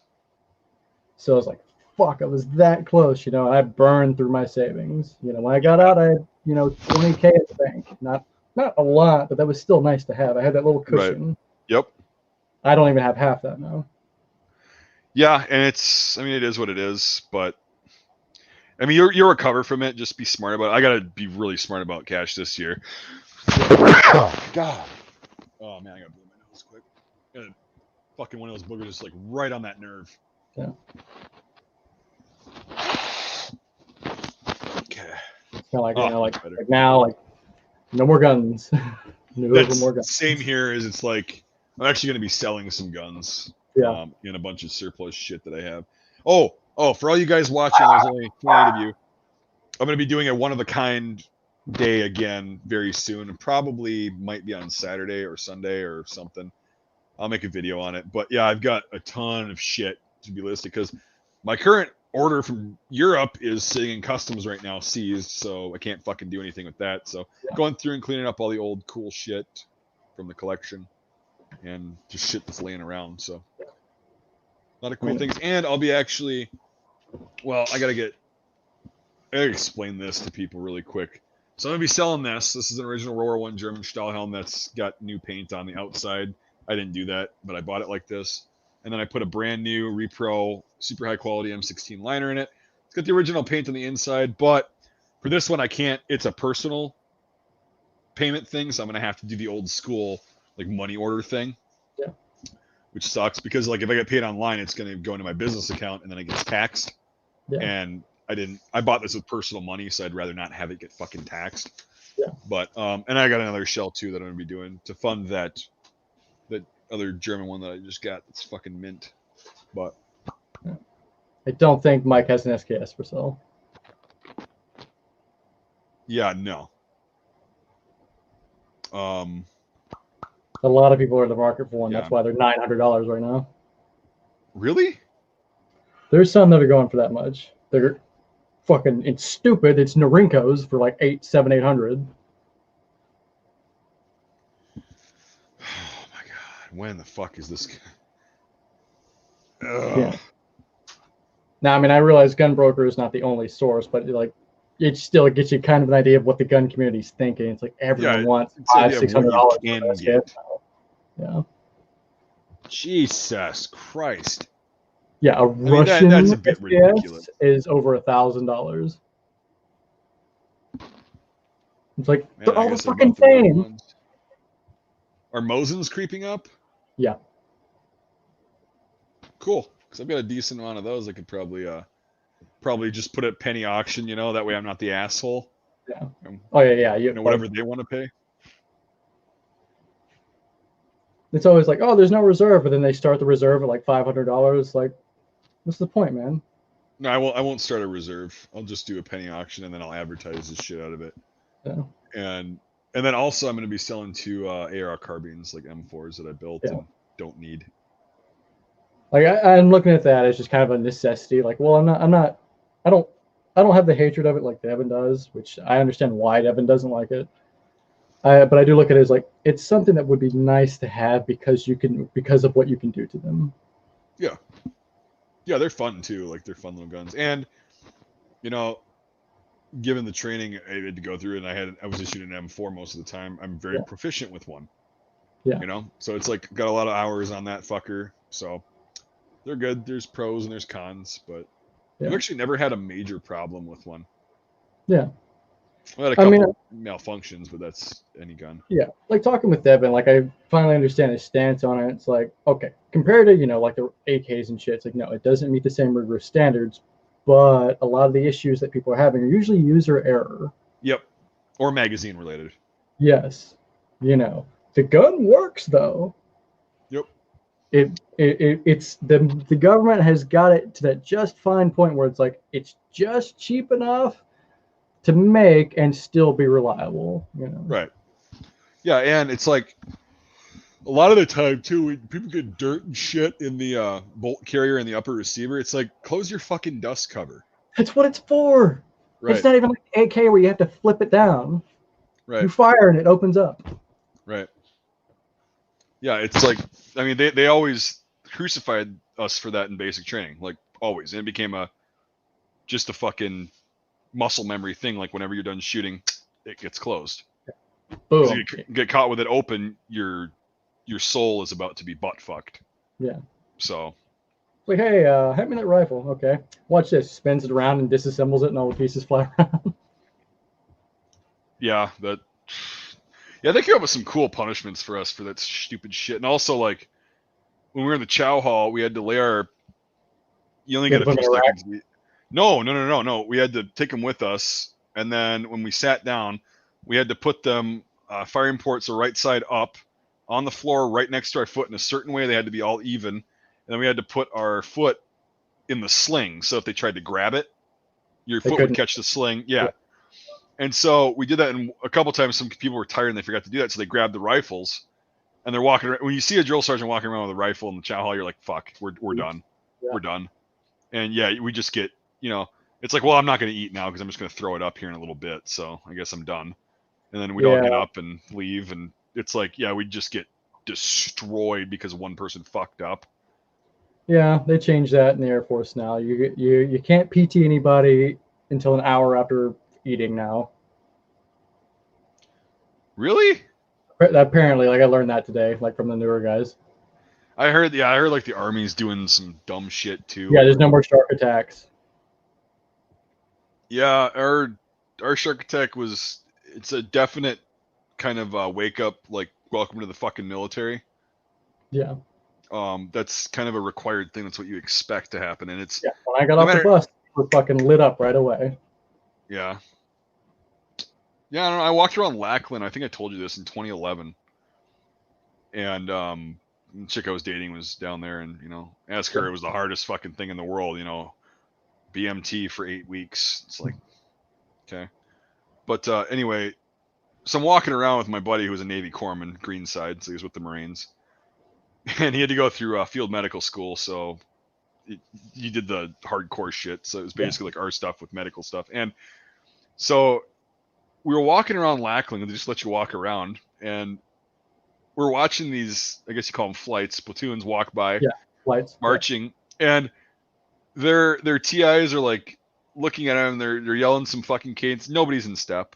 And then he goes, guys, come on. We've talked about this. Dress and cover. Look to your left and right and in front of you. Dress and cover. Come on.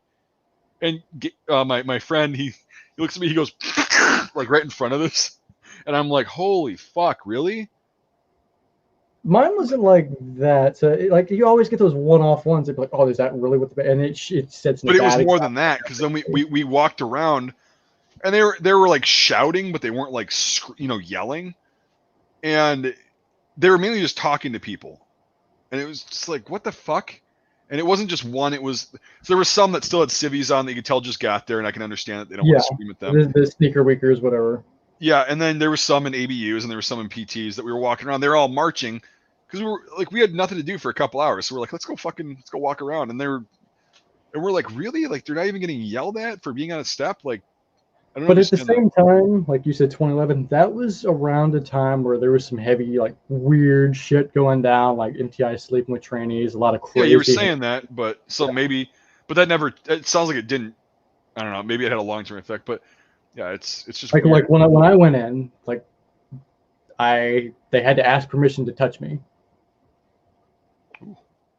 Yeah, well, they weren't allowed to cuss. You know, I mean, our drill sergeant was like, do you guys care if I cuss? Like, no, sir. Like, okay, I don't give a fuck about that other flight. All right, this is about us. Oh Jesus, yeah. I mean, the Air Force is notorious for like being not the easiest, but like the best branch, right? Like, should have joined the Air Force is like a motto of most of the other branches. Yeah, but I mean, that's why I joined. I'm like, I knew it wasn't going to be the fucking Army and Navy. You know what? I don't want to do that shit. I knew what I wanted to do. I wanted to be a mechanic. Right. You know, you don't want to be an Army mechanic because then you just work on fucking wheeled vehicles and tracked vehicles. Well, I mean, that was my preferred job. Like, it was to be a vehicle specialty. You know, I wanted to do that, but right, it wasn't open because no one wants to leave that job. Right. And then they trick you with the job names, like aerospace maintenance sounds really cool. Yep. Or tactical aerospace maintenance. Those are crew chiefs. Yeah. And I'm like, well, I'm glad I said no to that job initially, even though it was my top choice. Yep.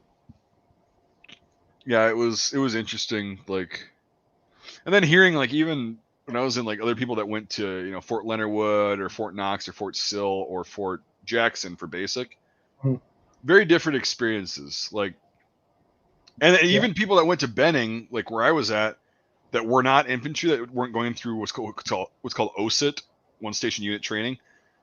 Even the people that were like non-combat arms, they weren't getting screamed at and thrashed as much. And because we saw them and they had muskets, they had M16A2s, and then the infantry guys had A4s or M4s. They were just starting to give us M4s. Yeah. But yeah, it was different. And then there was companies that we looked at where we're like, holy shit, I'm glad I'm not there. And there was companies that we looked at, it was like, really? That's all you're doing? Like the company that was next to us, we were Charlie Company, and Delta Company was like, we could hear them and see them getting fucked up on the rig because it's not that far away. And did they get destroyed. And it's like, man, I'm glad I wasn't fucking there. But it's like, ours wasn't a cakewalk either. It was no sleep. That's the thing they punished us with the most, was no sleep, and that's like my weakness. You can fucking PT us all day. I hate it, but you can do that. You can, reduce our food intake, which they did anyway. That's fine. Reduce privileges. Oh my God. They said we're required to give you 4 hours of sleep a day. It does not have to be consecutive. That was their thing. Yeah. And I'm like, oh my God. And they definitely did that. And then, the swearing thing. Yeah. What? No, just agreeing. Like, that's one way to really break someone down. It's like, oh, you can PT all day, huh? Let's see how you do it with 4 hours of sleep, 1 hour every 6 hours. Or a half hour every. Yeah. It's that was the worst part for me, was the lack of sleep. It was, and then the physical shit sucked because it was like, you don't have time to heal. So you're constantly in like recovery sore mode all the time, stiff, fucking good God. And then the swearing thing, it was funny. The first day he's like, we're not supposed to fucking swear at you, but I don't give a fuck. You're going to go to the infantry, you're going to fucking hear swearing. So I'm not dealing with that bullshit. If you have a fucking problem with it, go talk to somebody who gives a shit. It's like, okay, cool. And yeah, that was fun. And then they didn't really touch us that much, that's when they were starting to not do that. Yeah. Like there was a couple times where people went hands on when they probably shouldn't have, according to the rules. But they should have, like, in that situation, but they weren't supposed to. But nobody reported them because it wasn't worth it.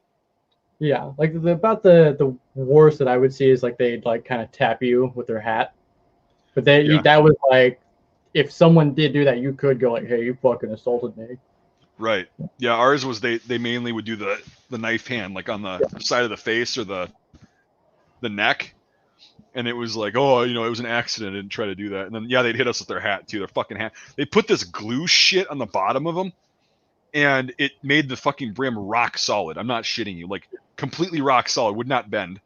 And, they'd, like, get up in your face, and they'd hit you on the bridge of the nose and shit. Oh, fuck. It was funny as hell. Like, looking back. It was real funny. Like, an MTI, like, much shorter than me wearing the hat. Yep. I was trying to make eye contact with him, but I could only see the brim of the hat, so I'm just staring at the edge of the hat while he's yelling at me. I'm like, yo, man, you gotta fucking back up or something. Well, and it would suck too is like all of our drill sergeants and all the platoons at our company were infantry except for one, and he was a cab scout who got shot and blown up. Yeah. So it's like the only non-infantry drill sergeant we had was a fucking basically an infantry guy that wasn't technically. So it's like we had no breaks. These guys were all just maniacs. Yeah. And like it's kind of like your blue ropes, right? With your like guys. those are the hard asses. Supposedly. Well, the infantry guys have a blue disc behind their emblem on their campaign hat, and all of ours but that one guy had them, and it's like, oh my god, this sucks so bad. And I think every single one except two in the company had been deployed at least once. To Iraq or Afghanistan or both. And so every guy except two have been deployed, and it's like, holy fuck, these guys are just mean. Yeah. But they were doing it so we would be okay over there. And as far as I know, only one guy from my platoon died in Afghanistan. He went off the side of a 10,000-foot mountain. Well, at least it was quick. Yeah, I hope. Yeah. But yeah, he was driving. He was going to get chow, and he got fucking nailed, and road collapsed and fell down. He was a cool guy, but he was 19. That sucked. If that happened when we were over there, and I'm like, really, him out of everybody? It couldn't have been one of the assholes. Like, good God. But such is life. He could have died in a car wreck. Going home, doing party, which we had a guy. When we got back from our deployment, we had a guy like a month and a half after we got back roll his fucking car and kill himself. Yeah, man. So made it through the entire fucking deployment unscathed, and then you come home and you roll your fucking car and you're dead at 21. It's like, so yeah, I mean, it happens. It happens all the time. It's just fucking weird, and it's never the assholes. That's the problem. It's never the assholes.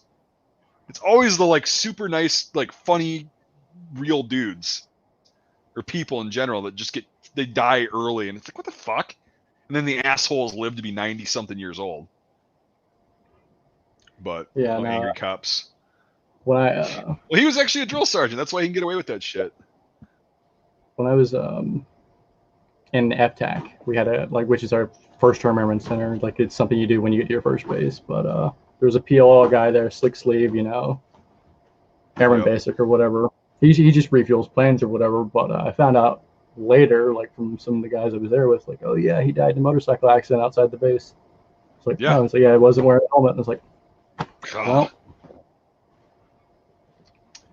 yeah, it shit happens. It's fucking insane.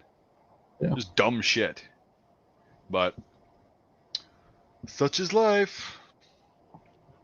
Jeez, it's 11:30 and I'm still okay. Definitely gonna go to sleep after midnight, but jeez. No, it's a good way to end the year. Just kind of shooting the shit and doing whatever. It was pretty funny. Like, yeah, Mark, have you seen that video that I posted, that World War I video that we made, that Jorg made?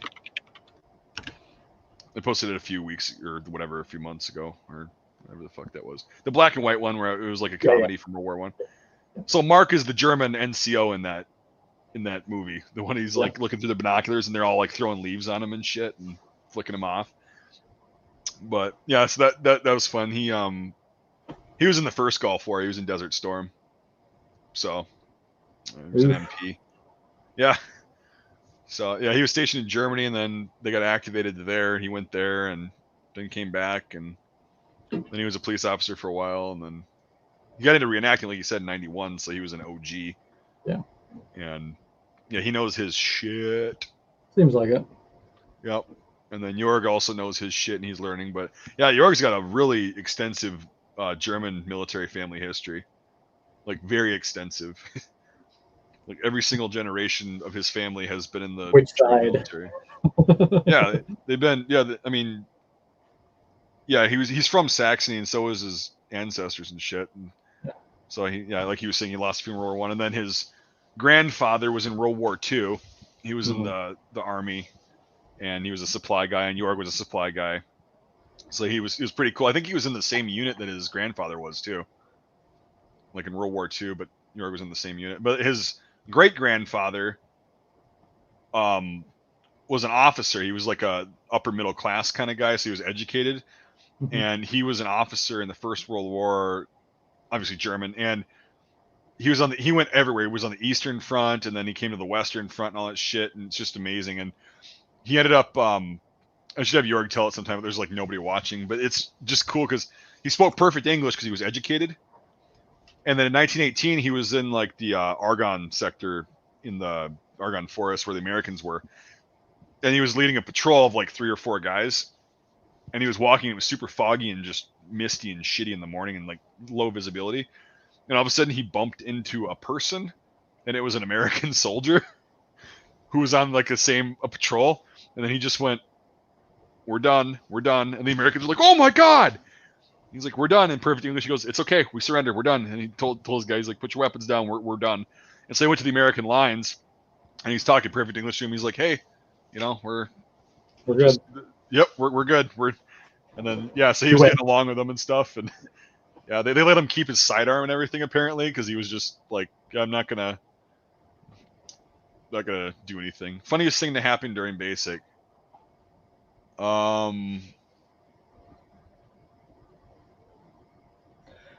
I got something. I'll tell it what you think. So we had to verify everybody's identity before they came into the dorm. So they would put up their cat card, and you have to match it with a list. Yep. So it'd be like, all right, verifying 1 Commonwealth access card, Staff Sergeant so and so, verified. You open the door. Dude fucked up and was like, verifying 1 white Staff Sergeant Medley, and let him in. He's like, oh yeah, white Staff Sergeant Medley. How would you like if I said verifying 1 black trainee Marsh? It's like, oh shit, that was fucking dying. It's like, yeah, they still do that shit, huh? Yeah. Interesting. Oh, what, the verifying the ID? Because that was back like that was a Cold War thing. Like they would, because of the Strategic Air Command, when they had all the nuke bases around the U.S., that was like their big thing that they taught people, and you can't get in. I'm surprised they still do that. That's cool. Well, with my go job, ahead. I'm still thinking. With my job, like given the areas we work in, yep, like you really gotta make sure people have their shit. Like I'm not gonna like give the camera like a fucking long look at this, but I'm supposed to have this when I'm on an aircraft, and it's supposed to be displayed. Otherwise, like if you don't have your line badge, someone can be like, "Yo, fucking on the ground on your face." Or when we got open tanks in the hangar, we put out signs saying like, "Hey, fuel tank maintenance in progress," or whatever. No entry beyond this point, and people ignore the fucking sign, so they'll come in through the side door, and we'll fucking like, you fucking go. You fucking like, tell them. Yeah. Well, and I tell the new guys like, look, this is the one time where if you want to be an asshole to someone, you can. Yeah. Yeah, you're not supposed to be. You're supposed, or if you're in a place where you're not supposed to be, and you're in the military, you should not fucking expect to be treated nicely. Because what it is it's a liability. Like Yep. it should be set up so that no one can come in through the doors. So we only have one entrance. But due to how our hangar is set up, we have to have one of the doors open to like put a duct out. Mm-hmm. And so if some random guy comes in, and you always make it like, oh, he could be smoking a cigarette. He won't be, but you're working with explosive fuel vapor. You never know what will happen. Funniest thing to happen during basic. There's a lot of things that happened that I found funny that you wouldn't probably get because you weren't there. It's one of those things. Yeah. You get that. Like it's one of those, like, unless it's some crazy story, it's like a lot of people are gonna like, This is a crazy story. Like a bunch of things happen, but this is probably the funniest, just given the totality of the circumstances. So this is the day before we have our 36-hour pass between basic and AIT, where our families could come down. Mine didn't waste the money, but like it was just going to be like kind of you get 36 hours to go out and do whatever the fuck you want. Be back here at this point. Okay. Yeah, we had that. You graduated basic training 10 weeks, and then you've got another 6 weeks after this. So 36 hours. I stayed on base because I didn't want to go out and fucking spend a shitload of money that I really didn't have because I was helping my folks out at that point. So I stayed on base with a couple of the other guys that, either weren't allowed to, or just didn't want to go. Yeah. So we were walking around. Anyway, before this happens, right? This is a privilege. They don't have to let you do the 36-hour pass. Yeah. The day before this happens, we're all sitting up in the bay, and I'm sitting up there writing a letter on my bunk. My bunk is down by the bathrooms, by the latrines. I know I've been out for fucking ever. I'm not still in that mindset. Yeah. So down by the bathrooms, okay, I'm like second bunk from them. And the bathroom is like at the end, and it's a long, I don't know if yours are, I can't remember how yours are set up, but like it's a long room. There's 3 or 4 stalls, and there's 2 urinals on either side, and the shower room is down, it's a long thing basically, right? And then there's sinks. We didn't have urinals because the dorms were co-ed. Like, they didn't have to have, like, they didn't have to have the females in like a specific dorm, so you could put any flight in any room. Oh, okay. Yeah. So that's different. But yeah, so the urinals. Anyway, I'm sitting there writing a letter. Everybody's cleaning. The bay has to be spotless and all that shit because your families are going to come in and check out the bay and all that stuff. And so it was spotless. Everything's just great. We were working so fucking hard to make sure everything was locked down and, we wouldn't get our privilege fucked over. And all of a sudden, things are going pretty well. And I'm writing this letter sitting up in my bunk and moseying on about. People are just kind of doing their thing. All of a sudden you hear, "What the fuck did you just say?" in the bathroom, like echoing. "Nothing, you fucking piece of shit, motherfucker, goddamn, you think you're tough?" Then you hear, like, somebody getting punched. Yeah. And all of a sudden they're shouting, the door fucking slams open. And these 2 guys, the one guy that died in Afghanistan and this other guy who they called him Tito Ortiz with Down syndrome. That's what the drill sergeants called him. And he kind of looked like it, but so they are going at it. I mean, we're not talking like a slap fight. We're talking, there are blows being landed. You're hearing. The kicker of it was they were both completely fucking naked. They had just gotten out of the shower. Completely, like, the guy that died in Afghanistan, he had his towel on, but he was not holding it, and he was trying to block and punch this kid. And he was getting the shit beat out of him, and so his towel falls, and he had lost a bunch of weight, so his skin's flapping. And I'm sitting there like, and it's happening really fast. And they're beating the shit out of each other, and they're moving farther into like where the center of the bay is that had just been waxed and cleaned, and you don't fucking go there. And there's blood flying fucking everywhere. And it's like, oh shit, and all of a sudden it's like, break it up, and our little platoon guy, like the oldest guy who was 25, because he's like, hey, break it up, and there's fucking blood just everywhere, because Tito Ortiz with Down syndrome beat the fuck out of, he's dead, so yeah, Peter Cross, he fucking beat the shit out of Peter. He won the fight, like this other kid won the fight. Peter's face was just, his nose was busted, he was completely just fucked, bleeding out of his mouth, out of his nose, just everything, everywhere. There's a puddle of blood on the floor. Like, just a puddle, and there's fucking splatter. And we had just scoured and cleaned the entire bay, like, with toothbrushes damn near. And we're like, oh my God, what the fuck? So we separated them. I got down and I'm like, oh shit! So I went and grabbed the mop bucket, and they put Peter, like they took him into the sink, and they're trying to like stop the bleeding and shit, and they're using medical supplies and whatever, and he's still like, he's like like blowing blood bubbles and shit, and it's like I'm gonna fucking kill him! I'm gonna fucking kill him! I was like, dude, it's done. You got hit too. Like you got a bloody nose. Like get the fuck back. And so meanwhile, I'm on the cleanup crew, and have you ever tried to clean up a shitload of blood? It's really not. It's daunting. So I'm sitting there with this other guy mopping this fucking blood. It's just swirling on the tile floor. Like it's not really soaking in. And I'm like, fuck, trying to get the water done. And the smell has hit me. And I'm like, God damn. So and there's other people like wiping down all of the blood spots. The ceiling tile got it. So they're sitting up there like, I mean, literally it was blood. Fucking, it looked like a bomb went off of blood. Yeah. And so everybody's trying to clean it. Everything in there, the beds are white, the walls are white, the ceiling's white, the fucking floor is like a beige color. So there's no hiding the blood. Yeah. And so we're mopping this shit up. And then they're looking for the drill sergeants to come in. And they're like, oh my God, if they come in and find out what happened, we're not going to get to go on our pass. Like it's going to be fucking revoked. Yeah. And so everybody's just shit panicking. And I'm like, come on, we're all moving.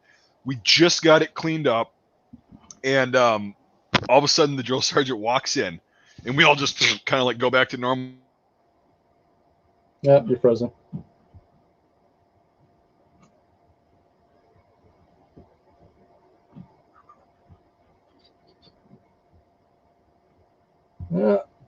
Mike stuck in the past.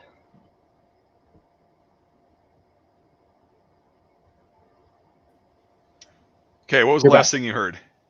You all go back to normal. Yep. So drill sergeant walks in, call at ease, get down, and he goes, everybody toe the fucking line, which means get up and... Yeah. Well, Peter's still in the bathroom bleeding profusely. And he's, trying to sit there and get it stop. And so it's like, we can't do this. We can't. So he comes out, right? He comes out of the fucking bathroom. This is like clockwork. Comes out with his towel wrapped around, and then the other kid comes up and he's got some toilet paper wadded up in his nose so it's not visible. Peter comes out and he's just got fucking toilet paper sticking out of his nose like this. His mouth is all swollen. He's already got a black eye. And he skulks and he's like trying to slide over into his position because he's way down there. We toe the line and the drill sergeant goes, "The fuck happened to you?" He goes, "I fell." Carry on. Slams the door shut. It's like awesome. So like we came that close though to getting fucked over by their actions. He knew damn well what happened. Oh God! Well, another time I shouldn't say. Well, I don't name any names, so it's okay. Another time there was two guys doing a penguin fight. Where they're not really gonna fight. Probably, maybe. Talking a big show, not actually. Doing but they're hitting their chests together, going what man, what all that shit. Swing, man, swing. Yeah, and they're doing that shit, and all of a sudden, we forgot the drill sergeant was on duty, so he's in his office. He opens up the door and he looks out and he goes, "So-and-so, I bet you won't hit his ass." And this kid fucking does. Like, I mean, winds up and fucking wham! And this kid's head bounces off the fucking wall locker. The drill sergeant's like, slams the fucking door shut. He's like, "Oh shit, whoops!" Because usually it's like not gonna happen if you say that, but no, they were pissed off enough. It's like, yep. Bet you won't hit his ass. Whack! Whoops. Didn't see that. Yep. And then, what's funny is everybody that got into a fight. This is how guys are. Everybody that got into a fight became like the best of buddies after that. Like, oh, we're cool, man. We just beat the fuck out of each other, but now we're good to go. We got all that pressure released. And that's usually how things. Like, what's up? That's usually how things were back then. It's like you get in a fist fight with someone. You like, this is what my dad used to like. You get a fist fight with someone, the next day you're fucking getting drunk together. It's just. Oh, for sure. Yeah, you got to release that steam, and people don't do that anymore. So it's like there's a lot of tension built up. You do get a chance to do that in Air Force. We have the pugil sticks in the obstacle course. Yep. Or during Beast Week. So you and another dude just go and beat the shit out of each other with these giant sticks. Yeah, we did that too, and I got fucking rocked. Rocked by that fucker in the side of the head. That was the first time I came close to being knocked out by a hit. I mean, this fucking kid, and this kid was not big, but he was fast. I'm big and slow, but I was like trying to hit him. If I would have hit him, he would have been done. Yeah. But I got a jab on him, right? And so he stumbles back a little bit, catches his breath, and then he just fucking comes and he feigns me out, and then wham, and I just went down, like just down. And I'm sitting there going, moaning, and they're like, "Where are you? What's your name?" I'm like, "Oh fuck, I'm okay. And they're like, "You're done. Get the fuck out of here. You lose." Yeah. Unfortunately, my flight didn't get to do it because we went to our Beast Week during Christmas week. So fun. Yeah, so Christmas was on a Wednesday, and they're like, "All right, everybody leave your shit here. We're gonna bus you back to the fucking dorm so you can enjoy Christmas, and then we're gonna come back. Well, you're gonna miss out on this." It's like, oh well. Yeah. Well, Pugil Sticks it's really not. I mean, it doesn't last that long. It's pretty overrated for like what they show in the movies and stuff. It's like you get one match with one person, and then it's two more guys. It's up. It's like 20 seconds, you know. It's that fucking hurt though. My God, did I have a headache? Oh God. Yeah. And we had football helmets and shit on too. It was just fucking. And then we were the last rotation too. I think I mentioned this before, to go through bayonet training. That was fucking fun. Yeah. We had M9 bayonets on an M4. It was like, woo! Not gonna do a lot of good with this. Not a lot of reach. Yeah, we didn't do the bayonet training. We did do the the close combat with like the butt stroke and shit. And it's like, who would hit someone with a fucking rifle like that? You're like using the front of it. It's like, that doesn't seem like a good idea. Using like muzzle punching somebody? Yeah, like jabbing someone. Oh, that fucking that debilitates the shit out of you. Yeah. If you get muzzle punched in the sternum or in the face, you're done. Like, because I remember seeing shit like if you're gonna pistol whip someone, the best way to do it is actually like that. Yeah. Oh fuck yeah, and like that. There's a method of clearing rooms, and I can't fucking hold the gun, but basically instead of holding it at the low ready like this, you actually hold it like this, so it's facing up, and when you go in, all you have to do is just level it out to shoot. Because in a fucking room, if you have to aim down a sight to hit somebody that's 10 feet away, probably shouldn't be holding a fucking firearm and being in the infantry. But anyway, so there's a method of holding it like this, so that if somebody grabs it when you're the first guy in, you could just go pop and just fucking muzzle punch them, and then get control of that, and then the next guy comes in, and then you can struggle with this person while the other guys are getting in, taking out the rest of the threats, and then helping you. Yeah. And that's the mentality behind that. But yeah, it's like, and then the SEAL that was teaching Keanu Reeves how to shoot for John Wick, he was showing him how to clear rooms, and the SEALs do a similar thing. They do like they start like this. They start with the 10 gun, and then they go in and they pop out and then back. So it's like it's just an automatic thing. It's not anticipating it. It's just automatic. So that's kind of a version of that. But yeah, muzzle punches are, in close quarters, it's more effective than a bayonet because bayonets stick. Yeah. So it's like it's enough to like, oh shit, and then your muzzle's at them. So if you have to, just you're gone. Yep, and then you pop it, and then you've got all the control because they have really nothing to grab onto. You have the majority of the weight of the gun and the ergonomics and all that shit. So take an 8-pound piece of rebar and jab someone in the ribs with it. It's like, right. Yeah, it'll no matter where you get hit, unless you're wearing body armor, it's gonna fuck you up. Yeah. And it's not just like a love tap either. It's like a fucking everything you got, bam. So it'll break ribs for sure. We're almost there. 11 minutes. Yeah.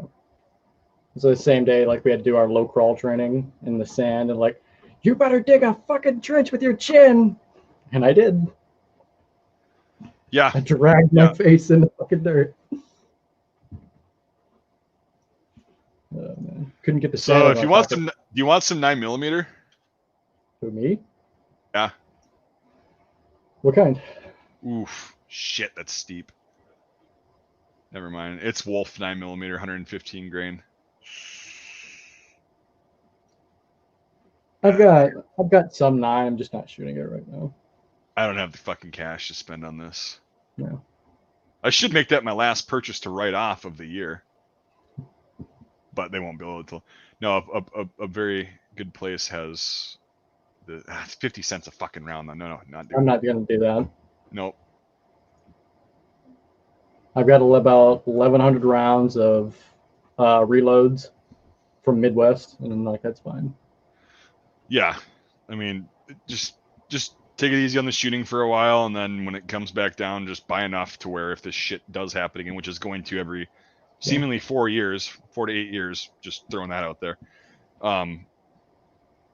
then you'll have enough to go out to the range and shoot.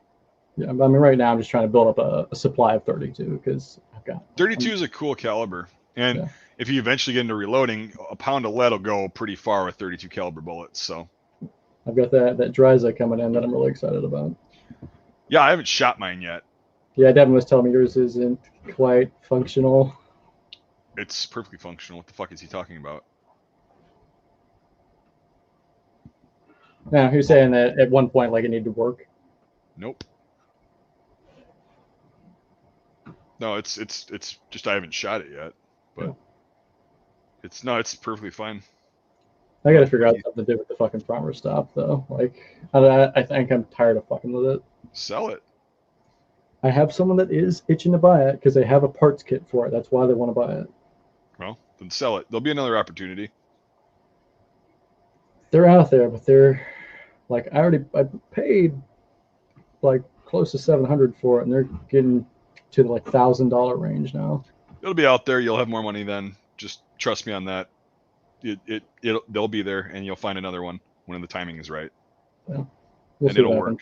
That's the whole hobby, man. That's the whole hobby. So yeah, it'll.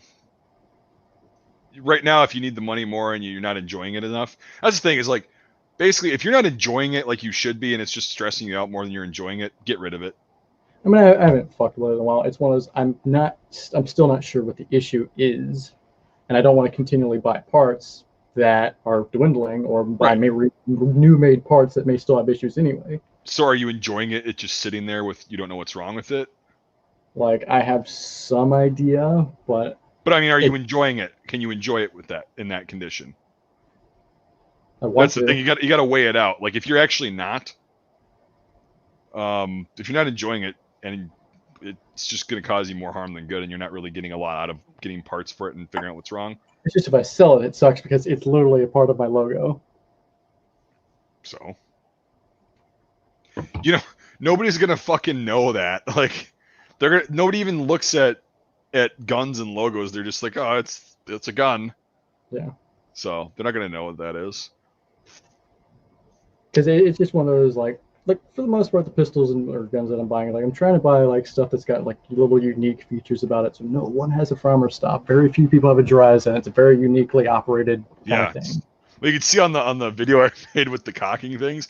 I went to go cock it in the back just instinctually, and I had to like remember, got to go up front. Like, fuck. But it's really small. Yeah.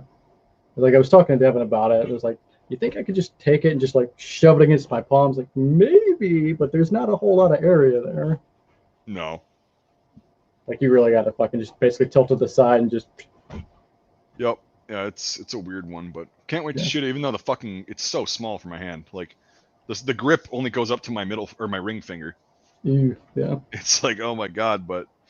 Like, all right, so I'm gonna read some of the chats really quick. I haven't fucking read any of the chats yet. Yeah. We'll answer some questions. Then I'll do after midnight. I'll do whatever super chats we have, and then I'm gonna probably call it, or maybe stay on for a little bit longer.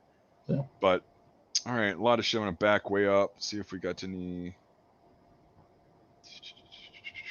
I think it goes back so far. I think it was just Golden that did the super chats and just saying hi. All right.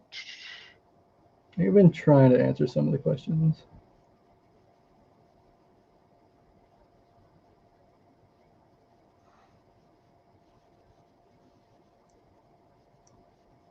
Like for if anybody has any questions, now's the time to do so.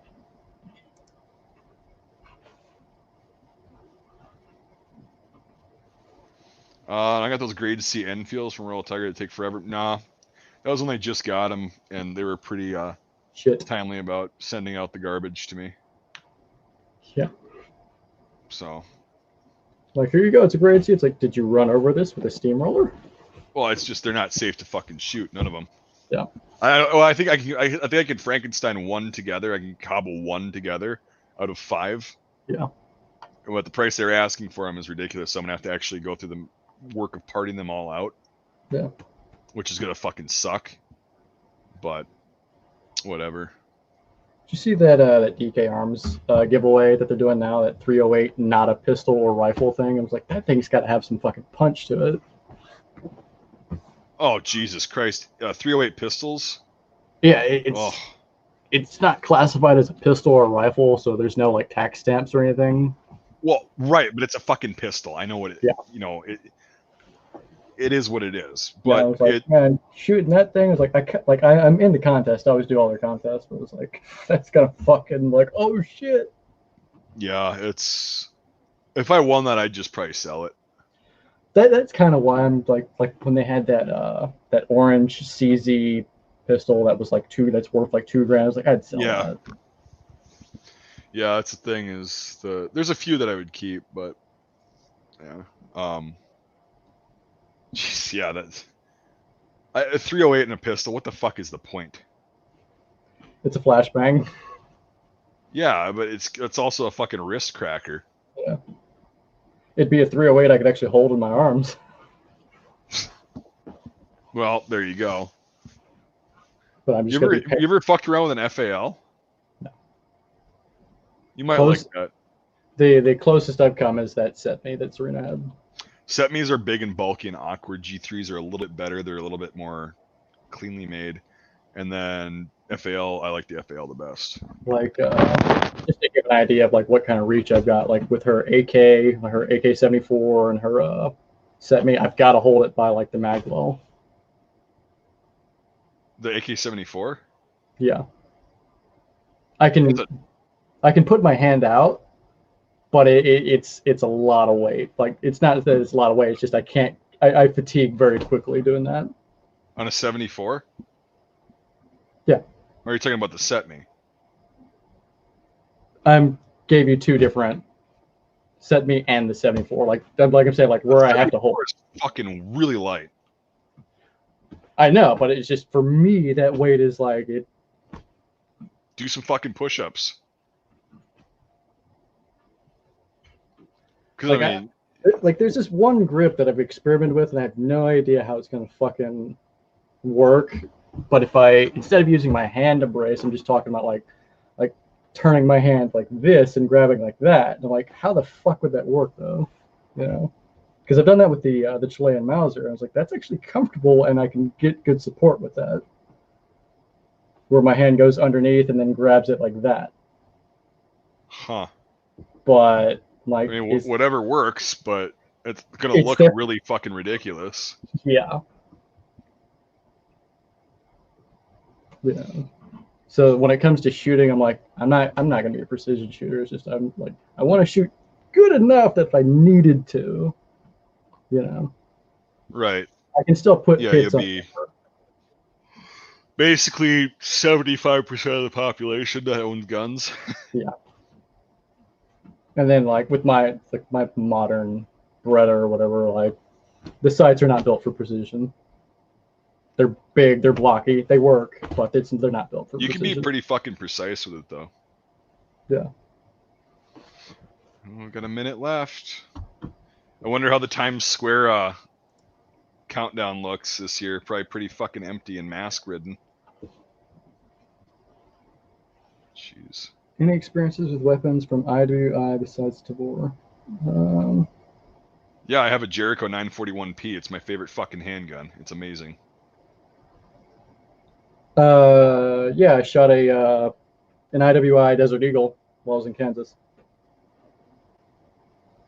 Was that the 357 or was that a 50? It was the 50. Yeah. It was fun. I was like, I thought after renting it and shooting it, I was like, all right, cool. I don't want to buy one, but now I still want to get one. Yeah. Yeah, it's just huge. Yeah. I didn't mind it. I actually handled it pretty well. Yeah, but I mean, it's fucking. So you can handle a Deagle. Yay, Happy New Year. Woo! Fucking Christ, I can end the goddamn stream now. Later, fuckers. Yeah. But cool. It's 2021. Hooray. But yeah, no, just in that enclosed space, like feeling the back pressure from the gas, we can punch you in the face. Yeah. Oh god, there's a lot of fireworks going off. Buick Century, be careful with that CZ52 and dry firing it. Because just let him do it. I already made videos. He's probably just trolling. Well, just in case. You'll break your firing pin if it hasn't been replaced. That's the one gun you don't want to dry fire. Well, I learned the hard way. Yeah. With that fucking CZ50. I'm like, sand came out of my gun. No.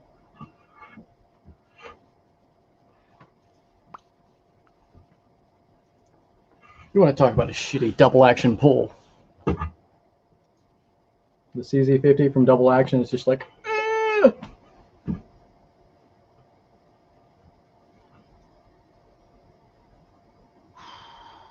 I'm going through comments. Yeah.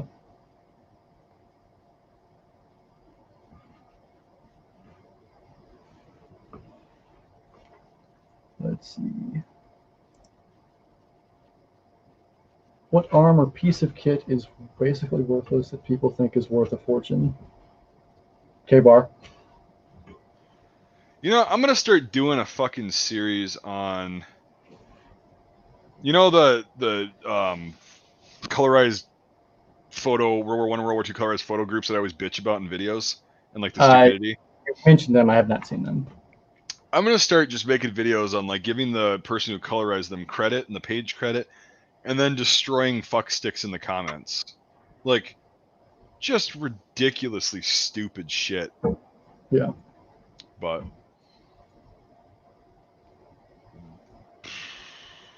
God.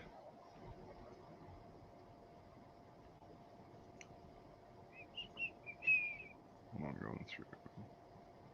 Actually, now that I think about it, when I was saying earlier, if I got a 1911, it would be a Ballester Molina. I think now I'd actually go with that Rock Island 10mm 1911 that they have. Go for it.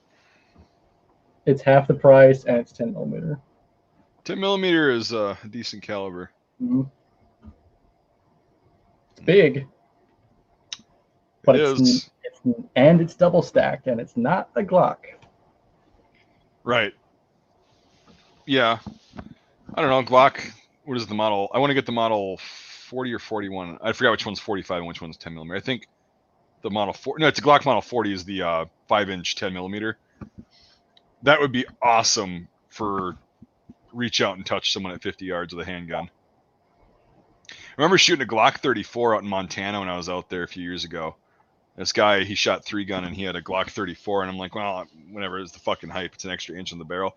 Oh, no, that makes a fucking difference. Oh, yeah. No, Golden. The Glock 40 and the 41 are the 5-inch variant. The 20 and 21 are the standard, 4-inch or 4-inch barrels. So you got to. And Glock 21's a 45. Glock 20 shoots a 10mm. Yeah. So easy there, dude. They're still just like long pistols. Like I've lived here, like, dude, that's like the fucking Jack Nicholson Joker pulling that long ass revolver out of his pocket. Yeah. No, Glocks are okay. They work.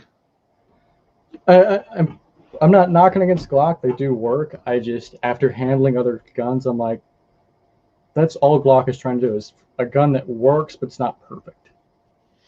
Yeah, but their motto is perfection. It's like whatever. No, here's the thing: is it works, but they keep trying to make it better, and it's like at some point, just admit that that's what you sell. Yeah. They're just trying to stay in business, coming out with a new Glock. I think Gen 5s. There's nothing wrong with them, but there's nothing good about them either. They like backtrack on certain features and they make it more complicated, so you have to buy certain parts. It's like, just fucking stick with your fucking Glock. There will be people that are coming of age every year that'll buy one. Like, we all know what it is. It's like McDonald's. Yeah. They still have the Big Mac, and it hasn't changed much in the past however many years it's been out. People still buy them. And even if they don't, lots of people, when they make these new guns, they all use Glock mags. So it's like they still have that for them. Yep. That FN Bruno or whatever the fuck it is looks pretty interesting, but I'm not gonna pay that much money for it. Oh, the fucking weird ass, like pointy ass. Yeah. Yeah. But the ones they come with that they have now, like actually come with interchange, like comes with everything you need to change the barrels out. Yeah. Because you can convert to 9 or 40 or whatever. 40 is just literally a barrel change. The mags are fine. Still insanely expensive. Like, yeah. I mean, I'm shitting. I'm really disappointed in myself for spending that much on a fucking handgun for that 1911. Like, I think that's the most. Hold on, let's see. I think that's the most. Yeah, it's the most I've ever spent on a fucking handgun. Hopefully, it's the last time too. Yeah. The most expensive gun I bought was at CZ 527, I believe, and I still got it for a deal. How much was that? Under 7. About it was like 650. Yeah. They retail for over 7 usually. Yeah. Most expensive fucking gun I think I have. Oh wait, no. I think the Farmer Stop is most expensive. Probably the fucking Sig 556R in the current market when I had to pay for it. Usually they're like $1,200, but I had to give. Well, I paid about the same as that for the Benelli M1014. So yeah, 20. What the fuck was the 556R was $2,500, and then the Benelli that I bought years ago was $2,300. But No, I mean, yeah, they're worth it. I'm not too big into shotguns. Like there's like 1 or 2 that I want to get.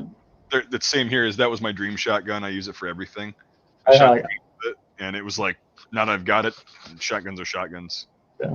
Like, cool. Like, I want, like, one day because of video games, I want a spaz. Like, well, that's why I wanted the 1014 is because of Counter-Strike. Yeah. So, I mean, yeah, I've got that. I've got the 1014. I've got an M4, quote unquote. And then I've got the H&K USPT. Mm. That's a pricey motherfucker. Oh yeah, and I did not pay retail for it, so that was cool. But and then I just want to get a 5.7 eventually, just because it's in the game and I used it a lot. Yeah. And then I've got a Glock 17, which is the same thing as an 18 without the auto sear, so I've got that. Yeah. And it's a Gen 2, just like in Counter-Strike 1.6. Yeah. And then what the fuck else from Counter-Strike? Well, I mean the 5.56R, they use the 5.50 in there, but I'm never gonna be able to afford that son of a bitch. Got the G3 with. Well, actually, I do have the optic, but it's not the same one in the game. I've got the Hensoldt ZF4 instead of the whatever the fuck they use. So I've got the G3. It's not a G3A1, but it is what it is. So I'm getting there. Someday I'll have all the Counter-Strike, the original Counter-Strike guns. Yeah. You gotta somehow make your fucking M4 forward assist fucking pull back. See, I was looking at the animation really closely, and it is the charging handle. It just, they had the forward assist on the wrong side of the fucking gun. Well, yeah, because it's supposed to be on the right side, but it's on the left, and they make it look like you're pulling the forward assist. Yeah, but they're actually just pulling the charging handle one side, like I do.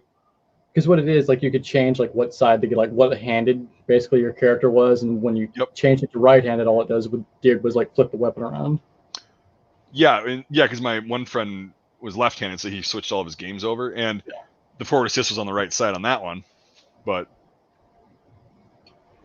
yeah, MOS 49. That's something I'd like to have maybe someday. Oh,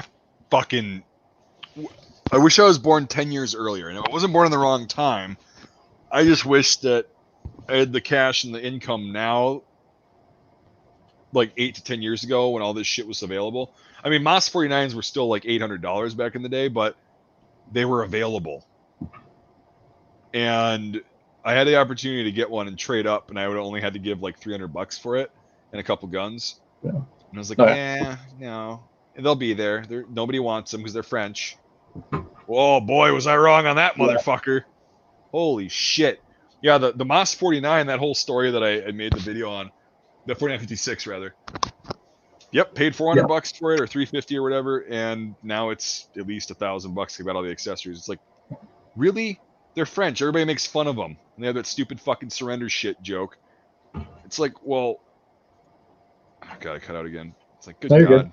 And then even MOS 36s. Yeah.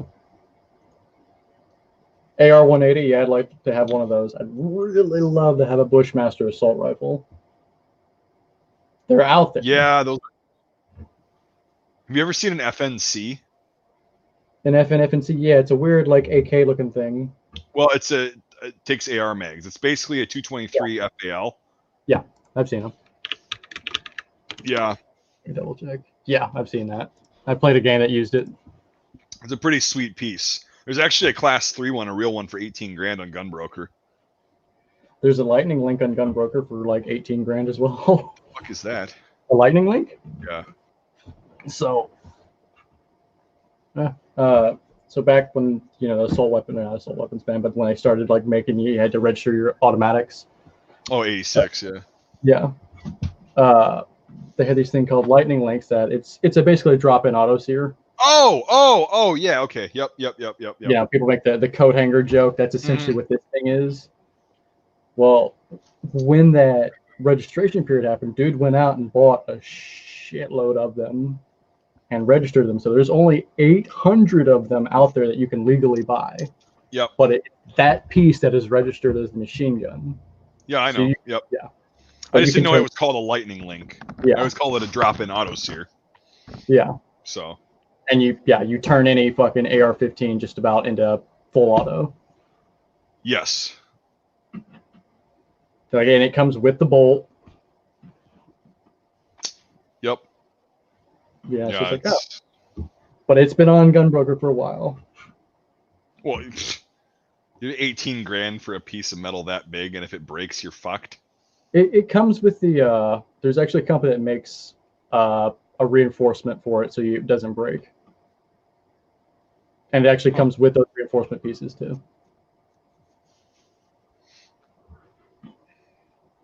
Well, that's cool. Yeah, I just be afraid of the fucking thing breaking. It's either on or off. It's either nothing or full. Yeah, and that's not fun. I mean, it's. Which gun do you have the most mags for? For me, my Tokarev.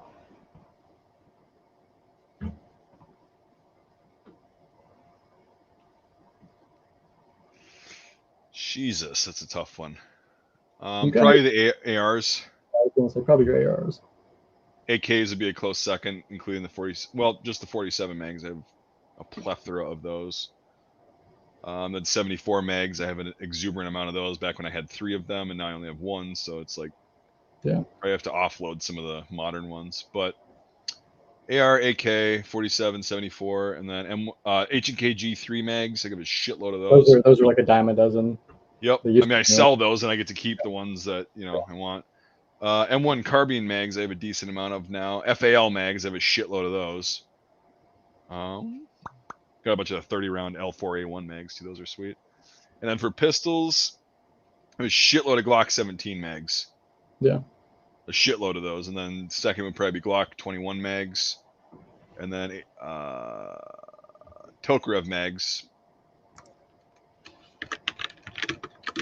And then it'd be Smith & Wesson M&P 45s. I can't show the fucking guns. Because then clowns like you would be like, oh, report, stream's gone. Yeah. But yeah, I think I have 6 or 7 Tokarev mags. 2 of them are the 9-rounders. Yeah, the 9-rounders are some of the shorter ones will run those, but yeah. I have the TTC, so it's pretty good. Right, but like some TTCs, they're finicky with the 9-rounders. Yeah. Like they won't feed properly, but some are like fine, which is awesome. Yeah, no, I mean everything it ran it just fine. It's just like a lot of TTCs and whatnot. It's been re-arsenaled and the fucking rear sights backwards. Yeah. Yep. Yeah, Tokes are great handguns, and then you got some of that Romanian ammo, right? Yeah. Oh yeah, that real fucking hot shit. It's fucking like shooting a miniature cannon. Literally thought you were blowing smoke up my ass, and went out and shot it at the place to shoot, and yeah, it was low light. It was getting to be dark out. That motherfucker, it's got a flash and sparks. Yep. Oh yeah. Well, it's made to be multi-purpose for pistols and submachine guns, so yeah, gotta have enough oomph to get out of the longer barrels. But yeah, that I ended up getting another can after I got the first one.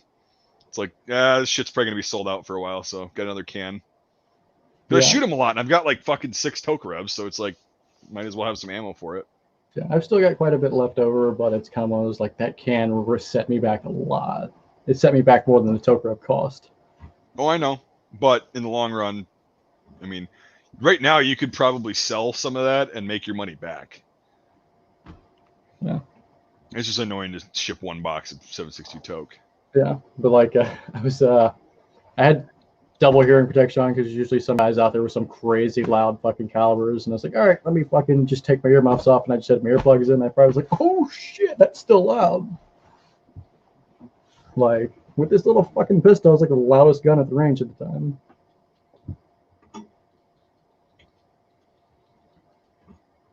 Yeah, yeah, I was in that same boat when I couldn't find the 7.62. I was so tempted to go for the 7.63 Mauser, just to have something to run. One of my TTCs does not run 7.63. It will not even chamber it. So your mileage may vary, but it's also super expensive. But you can reload it. How much is your guys' gun collections worth? However much someone's willing to pay for it. Yep, good answer. So, well, I'm getting kind of fucking sleepy. We've been going for almost 4 hours. Yep. So, hey, I appreciate the endurance and all that shit. Yeah. I mean, I'm going to be up probably 5 in the morning anyway, so. Yeah, I might fuck around a little bit. I'm just like running out of shit to talk about, and it's like, yeah, there's nobody really watching anymore. So, Alex is trying to sleep, so I said I'd be done about 15 minutes ago. So it's like, yeah, no, we're good. All right, well, thanks for watching, everybody. Happy New Year's. All you guys in Mountain Time on the West Coast and Hawaii and wherever the fuck else you're watching around the world. Happy New Year's. We will see you. Might do a stream tomorrow with Devin just because he couldn't make it tonight. yeah. But yeah. All right, everybody. Thanks for watching. Fuckity bye.